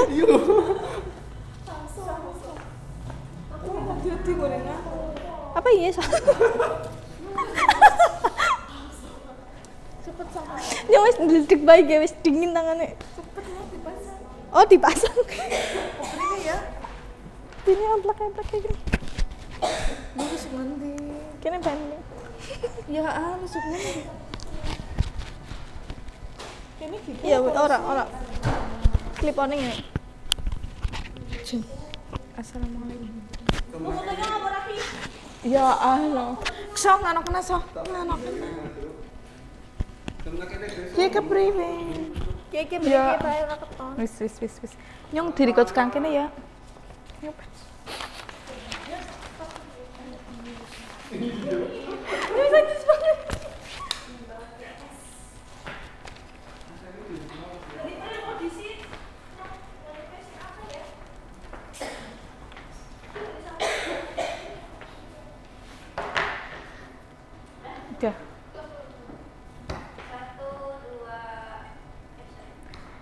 Bismillahirrahmanirrahim. Assalamualaikum warahmatullahi wabarakatuh. Waalaikumsalam warahmatullahi wabarakatuh. Bagaimana kabarnya hari ini? Alhamdulillah luar biasa. Allahu Akbar. Sekarang Ibu absen dulu ya. Wati, Hadiroh. Hafsah, Hadiroh. Suci, Hadiroh. Sekar. Hadiroh. Yang tidak hadir siapa? Fakih. Fakih kenapa? Sakit. Semoga yang sakit segera diberi kesembuhan. Amin. Sebelum kita memulai pembelajaran pada hari ini, alangkah baiknya kita berdoa terlebih dahulu. Berdoa mulai. Berdoa selesai. Sebelum memasuki pembelajaran hari ini, apakah masih ingat pembelajaran pada minggu lalu? Ada yang masih ingat? Pembelajaran pada minggu lalu yaitu tentang toharoh. Toharoh itu artinya bersuci. Ya, sekarang kita belajar materi tentang sholat dan dzikir.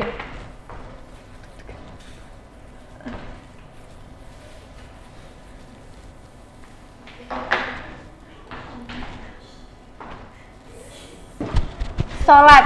Ada yang tahu sholat itu apa? Sholat yaitu ibadah wajib umat Islam yang ditunaikan sebanyak 5 waktu, mulai dari sholat subuh, duhur, asar, maghrib, dan isya. Sholat merupakan rukun Islam yang kedua. Arti sholat juga berkaitan dengan praktek ibadah yang dilaksanakan umat muslim. Sementara itu terdapat 2 jenis sholat yang dilihat berdasarkan hukumnya, yakni sholat wajib dan sholat sunnah. Sholat wajib bila disebut dengan sholat 5 waktu atau sholat fardu. Wajib apabila dikerjakan mendapat pahala dan apabila ditinggalkan mendapat dosa. Sedangkan sholat sunnah apabila dikerjakan mendapat pahala, dan apabila tidak dikerjakan tidak apa-apa. Ada yang tahu syarat sah sholat? Tidak, Bu. Yang pertama yaitu beragama Islam. Yang kedua, suci dari hadas besar dan kecil. Yang selanjutnya, sudah baligh dan berakal. Yang selanjutnya, mengetahui tata cara sholat, sudah memasuki waktu sholat, menghadap kiblat, dan yang terakhir itu menutup aurat sesuai dengan syariat Islam. Untuk perempuan seluruh tubuh kecuali muka dan tangan, dan untuk laki-laki yaitu dari pusar perut hingga lutut. Adapun rukun sholat yang pertama yaitu berdiri bagi yang mampu, mengucapkan ya di dalam hati, mengucapkan takbiratul ihram. Yang selanjutnya yaitu membaca surat Al-Fatihah di setiap rakaat, rukuk dan tumanina, membaca iktidal setelah rukuk dan tumanina. Selanjutnya yaitu sujud sebanyak 2 kali, duduk di antara 2 sujud, duduk tasyahud akhir, membaca doa tasyahud akhir, membaca sholawat Nabi, salam pertama, dan yang terakhir yaitu tertib melakukan rukun sholat secara berurutan. Jadi kita sebagai seorang muslim hendaknya jangan pernah lalai atau meninggalkan sholat, karena sholat merupakan kewajiban bagi seorang muslim. Ada sampai sini sudah paham? Apakah ada yang ingin ditanyakan? Belum, Bu. Coba Mbak Hafsah. Bentar ya, Bu. Itu mengapa orang muslim harus sholat, Bu? Kenapa orang muslim nggak sholat? Oh, kenapa seorang muslim harus melaksanakan sholat? Karena sholat merupakan bagian dari salah satu rukun Islam yang wajib kita penuhi setelah syahadat. Ibadah sholat menunjukkan bahwa kita itu taat kepada Allah Subhanahu wa Ta'ala, dan di dalam sholat itu ada dzikir disertai doa yang dipanjatkan ketika menghadap kepada Allah Subhanahu wa Ta'ala. Karena di hari kiamat amal yang dihisab pertama kalinya yaitu tentang sholatnya. Yang selanjutnya yaitu pengertian dzikir. Ada yang tahu zikir itu apa? Mengingat Allah, Bu. Ya, benar. Zikir adalah tiang penopang yang sangat kuat atas jalan menuju Allah Subhanahu wa Ta'ala. Zikir juga telah menjadi suatu landasan bagi siapapun yang melakukannya. Zikir adalah perbuatan yang kita lakukan untuk mengingat Allah Subhanahu wa Ta'ala. Zikir juga diartikan sebagai proses komunikasi antara seorang hamba dengan Allah Subhanahu wa Ta'ala, agar selalu mengingat dan tunduk pada perintahnya. Ada yang tahu bentuk-bentuk zikir itu ada berapa? Bentuk-bentuk zikir itu ada 3. Yang pertama zikir jali, yang kedua zikir kafi, dan yang ketiga yaitu zikir hakiki. Zikir jali itu apa sih? Zikir jali itu merupakan suatu perbuatan mengingat Allah Subhanahu wa Ta'ala dalam bentuk ucapan lisan yang mengandung arti pujian, rasa syukur, dan doa kepada Allah Subhanahu wa Ta'ala, yang lebih menampakkan suara yang jelas untuk menuntun gerak hati. Sedangkan zikir kafi yaitu merupakan zikir yang dilakukan secara khusyuk oleh ingatan, baik disertai zikir lisan maupun tidak.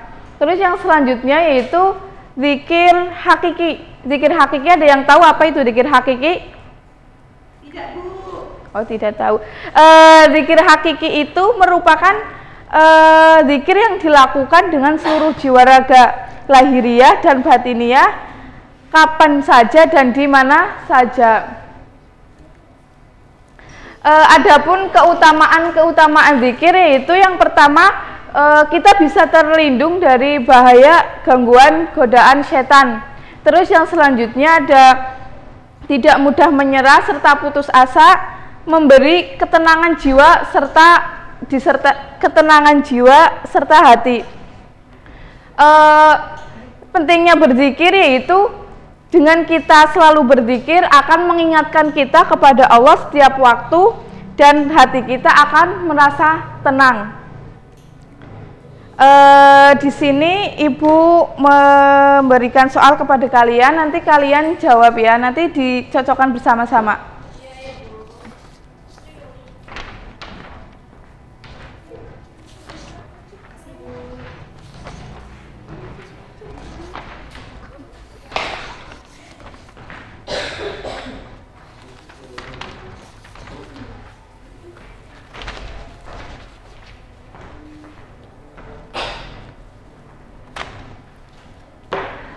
Karena waktunya udah habis, mungkin soalnya buat minggu depan aja dicocokkan bareng-bareng. Itu buat PR kalian ya. Cukup sekian dari Ibu. Apabila ada kata-kata yang kurang berkenan, mohon maaf. Billahi taufiq wal hidayah. Wassalamualaikum warahmatullahi wabarakatuh. Waalaikumsalam warahmatullahi wabarakatuh. Kan anu heran ndelok.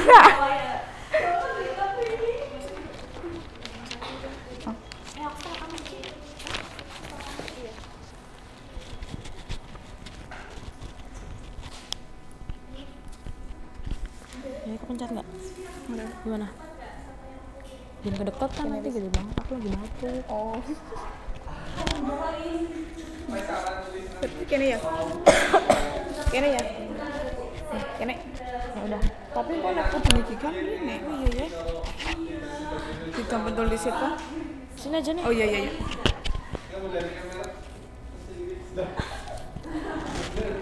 Ya masuk.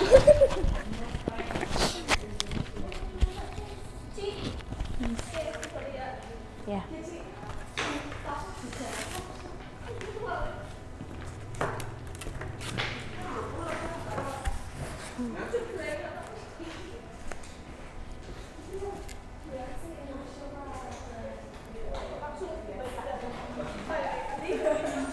Deg-degan. Udah. Udah.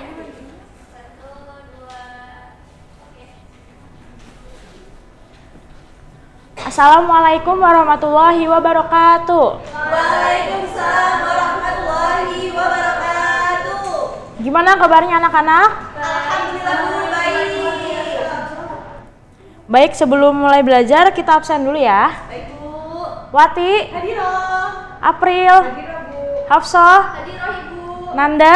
Hadiroh Bu. Ada yang tidak hadir? Ada. Siapa? Kenapa Hera? Sakit Bu. Sebelum mulai pelajaran, Ibu punya tepuk semangat pagi ya. Kalau Ibu bilang semangat pagi, pagi, pagi, pagi, gitu ya. Siap Bu. Semangat pagi. Pagi, pagi, pagi. Ya, hari ini kita belajar tentang toharoh ya. Ya Bu. Ada megang. Nggak kelihatan ya? Ya kelihatan Bu. Ya udah. Ada yang tahu arti toharoh itu apa? Bersuci. Ya. Penjelasan lebih jelasnya yaitu toharoh berasal dari bahasa Arab yang artinya bersih atau suci dan ini sudah disyariatkan ke dalam bahasa Indonesia. Pengertian toharoh secara Indonesia secara bahasa yaitu bersuci atau suci. Menurut istilah membersihkan diri, pakaian, tempat dari najis dan hadas. Hukum toharoh yaitu wajib, khususnya bagi orang yang akan melaksanakan sholat. Jadi ketika kita ingin melaksanakan sholat, kita harus bersih dari hadas kecil dan hadas besar. Bersih dari najis dan menghilangkan merupakan suatu kewajiban bagi yang tahu akan hukum dan mampu melaksanakannya. Tata cara toharoh yaitu membersihkan lahir dari hadas, najis, dan kelebihan-kelebihan yang ada di dalamnya. Yang kedua yaitu membersihkan anggota badan dari dosa-dosa. Yang ketiga membersihkan hati dan akhlak tercela. Yang terakhir yaitu membersihkan hati dari selain Allah. Toharoh dibagi menjadi tiga, yaitu yang pertama tayamum, yang kedua mandi wajib, yang ketiga wudhu.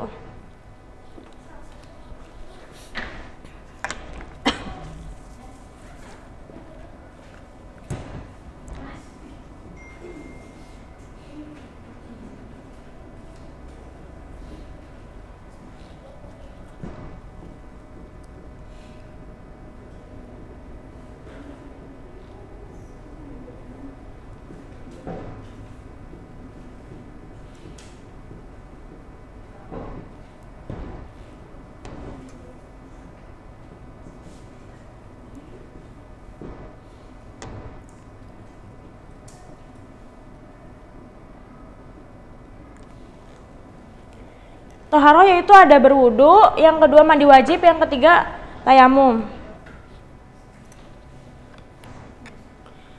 Berwudu, taharoh dengan berwudu menurut syara yaitu sama halnya untuk menghilangkan ketika hendak menunaikan sholat. Orang yang akan sholat wajib hukumnya berwudu terlebih dahulu sebagai bagian dari syarat sahnya sholat. Tata cara berwudu yaitu pertama niat. Ada yang tahu niat berwudu apa? Wati? Tahu? A'udzu billahi minasyaitonir rajim. Nawaitul wudu'a li raf'il hadatsil asghari fardholillahi ta'ala. Artinya yaitu aku niat berwudu untuk menghilangkan hadas kecil karena Allah. Setelah membaca niat itu kita kumur-kumur, cuci hidung, cuci muka, tangan, rambut, telinga, yang terakhir kaki lalu tertib.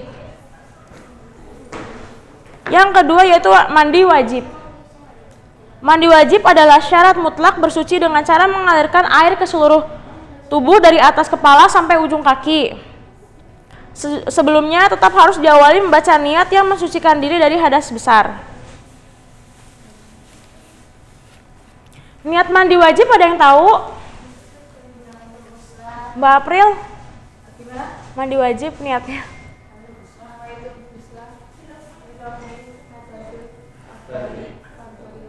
Ya. Yang selanjutnya yaitu tayamum. Tayamum merupakan bagian untuk menggantikan mandi dan wudhu apabila dalam kondisi tidak ada air. Jadi jika tidak ada air, sudah krisis air, kita boleh bertayamum jika ingin sholat. Niat tayamum yaitu nawaitu tayamuma listibahati sholati fardholillahi ta'ala. Nih saya contohin ya. Pertama kita cari debunya dulu, terus ke muka. Nah kalau udah, cari tempat wudhu yang tempat tayamum yang beda. Nih terus ke tangan, gini.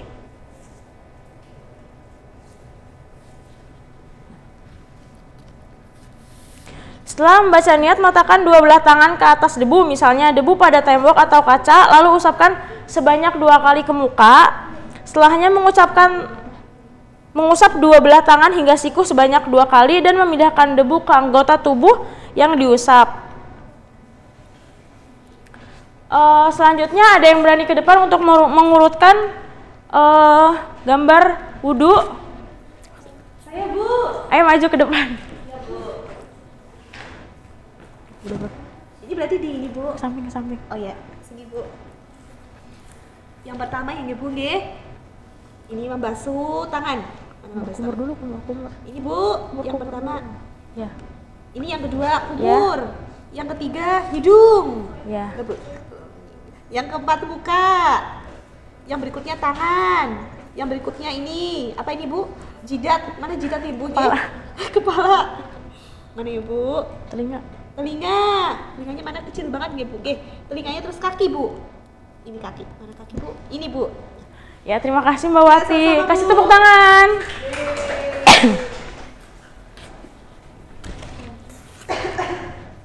Ya tadi sudah diurutkan oleh Mbak Wati.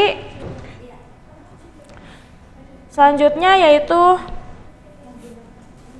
ada yang berani mencontohkan tayamum. April, maju ke depan. Tayamum.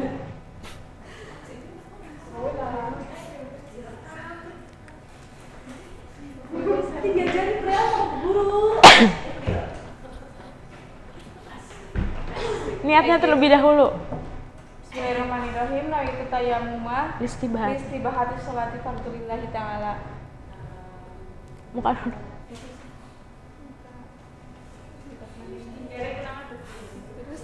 Tangan kanan dulu.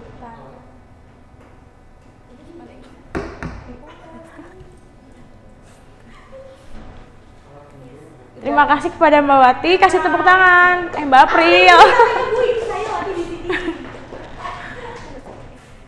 Tadi yaitu tata cara toharoh yaitu membersihkan lahir dari hadas, najis dan kelebihan-kelebihan yang ada di dalamnya. Yang kedua membersihkan anggota badan dari dosa-dosa. Yang ketiga membersihkan hati dan akhlak tercela. Yang keempat membersihkan hati dari selain Allah. Baik, pelajaran hari ini kita cukupkan. Tugas minggu depan yaitu kalian mencari gambar berwudu, bertayamum, dikumpulkan minggu depan. Kita ucapkan hamdalah. Doa penutup majelis.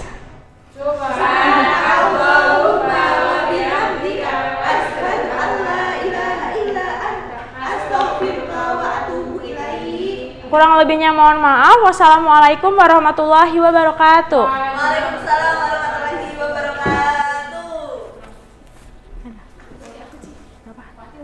Aku belum. Sama Askar ya? Aku dulu ya, Kar ya? Iya. Oh iya. Aku masangin sih. Enggak ada kantong. Enggak ada kantong, gimana ya? Siapa ya?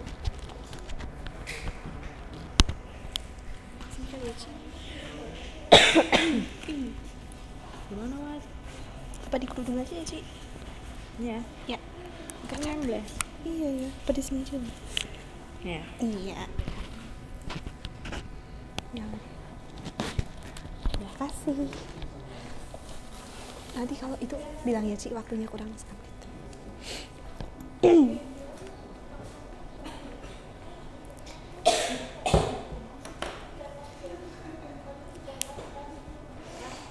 Sudah. Ya, baik. Assalamualaikum warahmatullahi wabarakatuh. Nah, semangat banget ya. Ini kelas 7 PAI 7 PAI. Ibu jadi lupa. Tadi soalnya Ibu habis ngajar di UIN. Nah, jadi lupa. Iya, tepuk tangan untuk Ibu dong. Iya. Nah, ini sebuah motivasi juga, harus tetap semangat ya.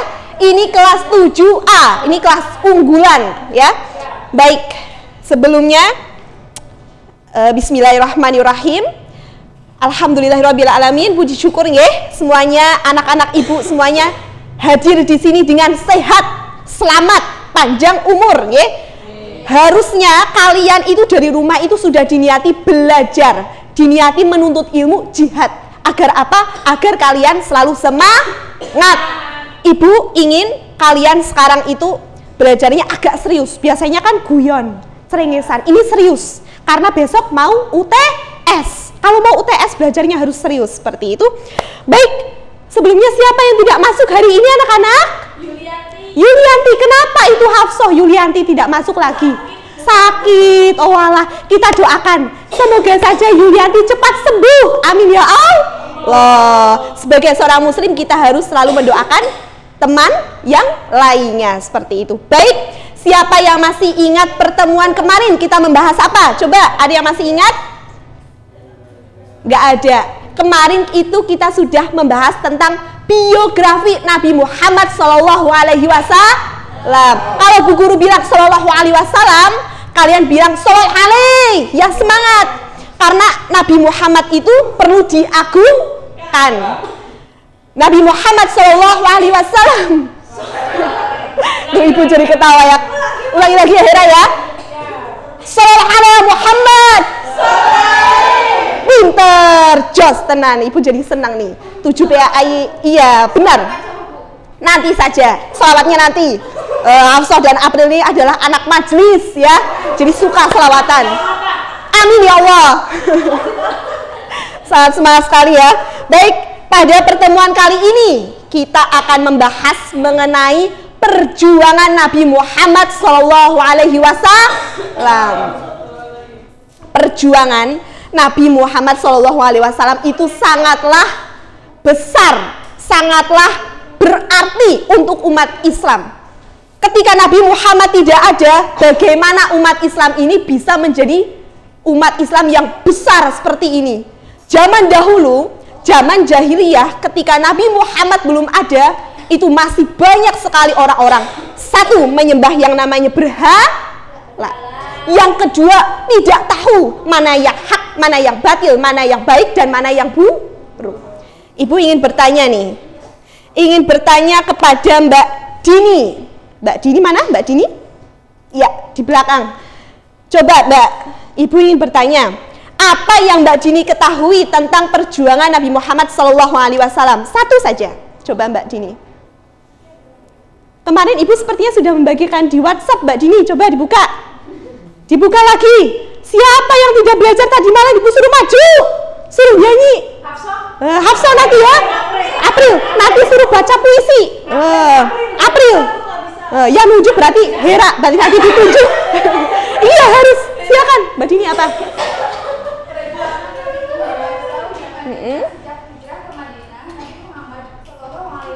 Sallallahu alaihi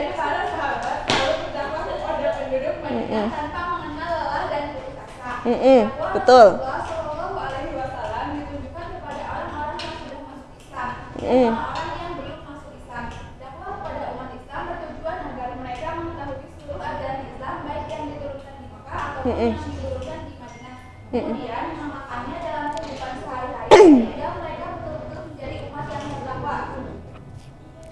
Sudah? Iya betul sekali, tepuk tangan untuk Mbak Dini dong. Nah pinter, Mbak Dini berarti belajar. Jadi Nabi Muhammad SAW itu perjuangannya itu luar biasa. Mulai dari dakwah, mulai dari dibalangi batu. Coba kalau kita dibalangi batu, ya terus minggir ya. Kita aja kena apa itu namanya hujan itu langsung hujan. Kayak gitu ya Mbak Hafsah itu seperti itu ya. April berarti Hera. Iya, jadi seperti itu anak-anak. Jadi ketika perjuangan Nabi Muhammad SAW, nah itu sangatlah luar biasa. Mulai dari suka dukanya itu besar sekali, perjuangannya itu luar biasa. Itu harus kita contoh, harus kita teladani. Tidak boleh kita yang namanya merendahkan Nabi Muhammad. Nabi Muhammad zaman dahulu itu perjuangannya itu cipil, cuma sedikit. Tidak boleh. Kita harus selalu mengagungkan Nabi Muhammad itu dulu perjuangannya itu luar biasa. Jadi kita sebagai seorang muslim itu harus menirunya. Jadi kita itu jangan kok kita misalkan ada teman kita berbicara misalkan menjelek-jelekan Allah. Wah, Allah itu marah, Allah itu pemarah. Allah itu tidak adil. Masa saya itu gara-gara saya jelek, Allah ngasih ujian terus sama saya. Nah, kita itu jangan cuma diem aja, didengarkan aja, jangan. Tapi kita lawan, kita bantah. Hai suci Allah, suci ya Mbak Suci ya. Hai suci, Allah itu tidak seperti itu. Allah itu maha bijaksana dan maha adil sangat. Jangan seperti itu. Jadi kita harus selalu membantahnya. Coba sekarang Ibu mau tanya lagi sama siapa ya? Yang paling ganteng Mas Fakih. Coba sebutkan salah satu perjuangan Nabi Muhammad SAW itu apa saja? Coba. Betul sekali. Jadi dulu anak-anak Ibu sekalian, Mas dan Mbak sekalian, dulu itu masih jarang sekali yang namanya ada masjid, ada masjid taklim, nggih Mas Fakih nggih, ada TPQ, TPA, itu jarang sekali. Tapi ketika Nabi Muhammad SAW datang, langsung masjid taklim itu hadir di mana-mana. Iya, April. Nah, April yang paling seksi, amin ya Allah, ya. Intermezzo, ya, intermezzo. Seperti itu ya. Hera yang paling manis seperti gulali pahit. Nah, seperti itu. Jadi kita harus selalu mengagungkan Nabi Muhammad SAW. Contohnya, ketika Nabi Muhammad belum ada, itu belum ada masjid. Tapi ketika Nabi Muhammad ada, itu turunlah, bangunlah di mana-mana banyak masjid taklim, banyak masjid untuk beribadah kepada Allah. Itu Masya Allah. Coba lagi, Ibu ingin bertanya lagi dengan yang paling, ini katanya yang paling berkacamata, paling imut-imut alias mute-mute. Nah, dengan Mbak Sekar, coba Mbak Sekar sebutkan apa saja bentuk, salah satu saja perjuangan Nabi Muhammad SAW itu apa menurut Mbak Sekar? Coba. Perang. Betul sekali. Jadi zaman dahulu itu, yang namanya perang itu zamannya Nabi Muhammad memimpin itu banyak sekali. Tidak hanya sekarang, perang salib, perang Badar, perang hikmah itu banyak sekali. Dan banyak juga jiwa-jiwa yang tumbang di dalamnya. maka kita harus selalu mengingat, ya Allah, saya bersyukur sekali saya hidup pada zaman sekarang, bukan pada zaman dahulu. Zaman dahulu ketika kita sudah beranjak dewasa, kita diwajibkan untuk apa Mbak Suci? Perang. Kita diwajibkan untuk perang. Harus bisa membela umat Islam, harus bisa membela pengibaran umat Islam agar tersebar di seluruh wilayah seperti itu. Jadi zaman dahulu itu zamane wong rekasa. Iya, jadi kalian itu harus banyak bersyukur. Kaum milenial ini semua kaum milenial harus banyak bersyukur kepada Allah seperti itu. Yang selanjutnya, Ibu ingin bertanya dengan yang paling montok, Mbak Aprilianti. Coba sebutkan apa saja bentuk perjuangan Nabi Muhammad SAW. Kalau April tidak bisa, nanti Ibu suruh joget, goyang dua jago. Ya. Coba apa April? Betul ya, pinter sekali ya. Calonnya ini calon ustadz ya? Calonnya ya? Oh ya bukan. Enak saja. Nanti April kan biduan ya. Betul sekali yang disebutkan oleh April. Jadi Nabi Muhammad itu, nanti juga Hera juga iya sambil goyang pinggul ya. Iya. Jadi seperti itu ya. Zaman dahulu itu antara kaum Muhajirin dan Ansor itu bermusuhan. Tetapi setelah Nabi Muhammad datang ke bumi, setelah Nabi Muhammad diturunkan oleh Allah ke bumi, kaum Muhajirin dan Ansor itu bersatu baur. Mereka bekerja sama agar bisa membangun Islam lebih besar seperti itu. Ya. Baik, cukup sekian yang dapat Ibu sampaikan ya. Ibu harap kalian bisa selalu semangat belajarnya. Allahu Akbar. Allah. Baik, terima kasih. Wassalamualaikum warahmatullahi wabarakatuh. Wah, saya kira mantap sekali Her. Hui, siapa Sel? Kamu? Iya. Sekar nih. Kar. Harus hati-hati nih Kar. Di mana tadi Kar? Coba Kar. Oke.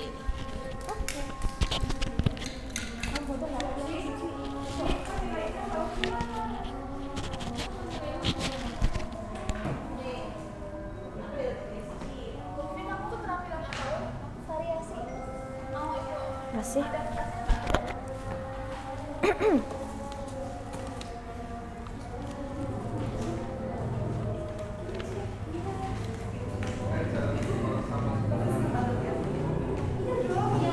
Oh, kasih segini. Ngomong kasih aja segini. Abis.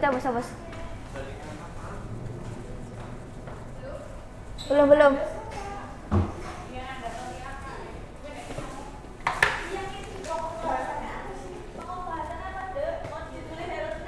Oke. Belum.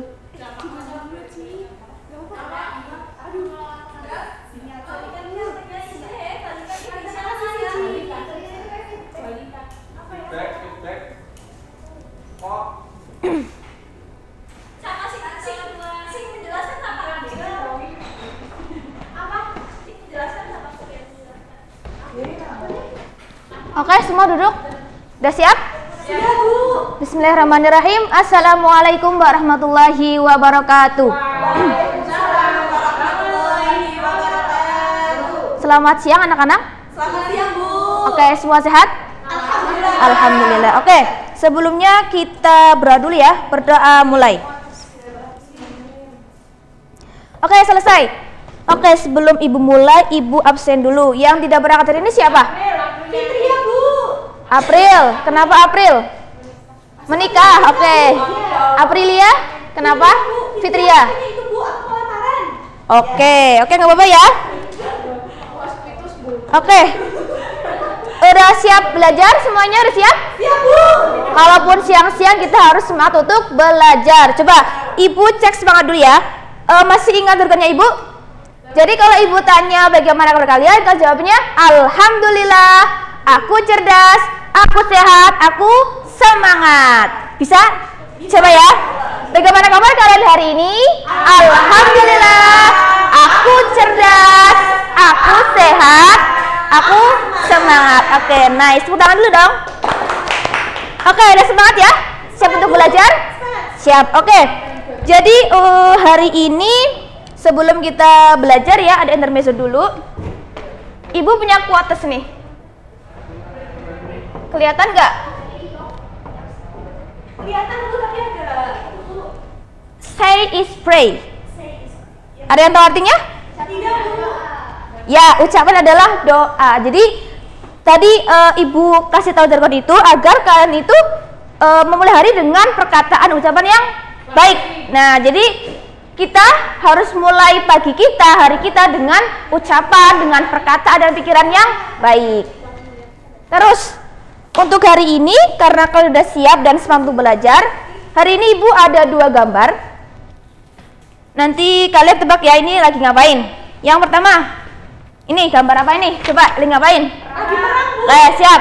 Yang kedua ini, gambar kota mana? Mekah. Salah. Oke, nice. Ya, jadi ada 2 gambar ya. Tadi ada gambar perang sama gambar kota Madinah. Nah, anak-anak, untuk hari ini kita akan belajar tentang sejarah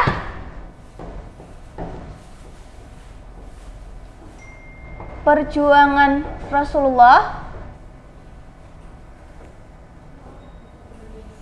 di kota Madinah. Oke. Di Madinah. Nah, untuk materi ini, pertemuan kali ini kita akan membahas tentang hal-hal yang menjadi penyebab atau latar belakang mengapa Rasulullah hijrah dari Mekah ke Madinah. Yang pertama ya, kita akan bahas tentang penyebabnya. Ada yang tahu? Belum. Oke, ibu kasih tahu ya. Jadi yang pertama adalah ya pastinya perintah dari Allah. Perintah dari Allah. Jadi segala sesuatu yang dilakukan Rasulullah adalah semua berasal dari perintah dan firman dari Allah. Jadi dakwah Nabi itu dibagi menjadi 2 periode. Yang pertama periode yang pertama kemarin nggak belajar ya? Ayo, bisa belajar ya. Jadi dakwah Nabi itu dibagi menjadi 2 periode. Yang pertama di kota Mekah, yang kedua di kota Oke, nice Mbak Wati. Mekah dan Madinah. Nah, hari ini kita akan membahas tentang di Madinahnya. Nah, perintah Allah itu ketika Nabi Muhammad di Mekah, Allah menurunkan surat Al-Hijr ayat 94 yang berisi tentang bahwasannya Nabi Muhammad harus berhijrah dari Mekah ke Madinah. Fasda bima ta'maru wa adlal musyrikin. Jadi, maka Muhammad sebarkanlah apa yang telah kamu perintahkan secara terang-terangan dan berpalinglah dari orang musyrik. Jadi, karena perintah itu, Nabi Muhammad beserta kaum muslimin di Mekah berhijrah ke Madinah. Kemudian, yang kedua yaitu karena ada pemboikotan.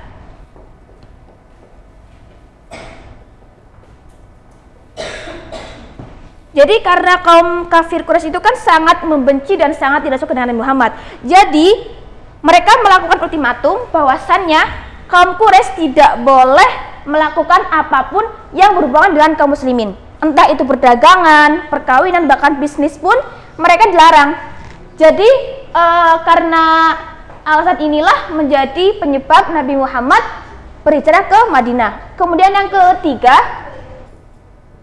sama sebenarnya berawal dari kebencian mereka, yaitu adanya upaya pembunuhan. Jadi karena kaum kafir Quraisy itu sangat membenci dakwah dari Nabi, mereka sampai melakukan rencana pembunuhan. Tapi tentunya gagal ya. Kemudian yang terakhir adalah adanya perjanjian Aqobah. Perjanjian Aqobah itu isinya yang pada intinya kaum atau umat di Madinah adalah menerima datangnya Nabi Muhammad beserta kaum muslimin dari Mekah. Nah, ini bisa ditulis dulu buat catatan kalian ya. Nanti catatan kalian ibu cek ya, tulis dulu.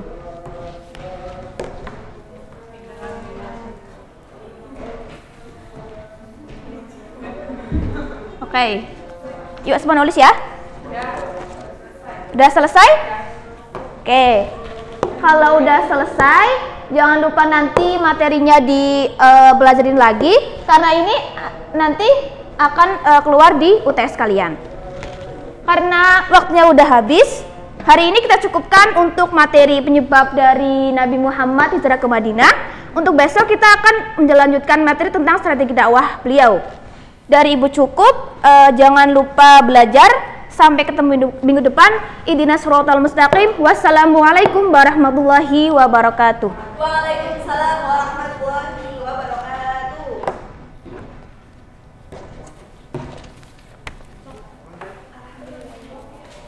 Berapa menit?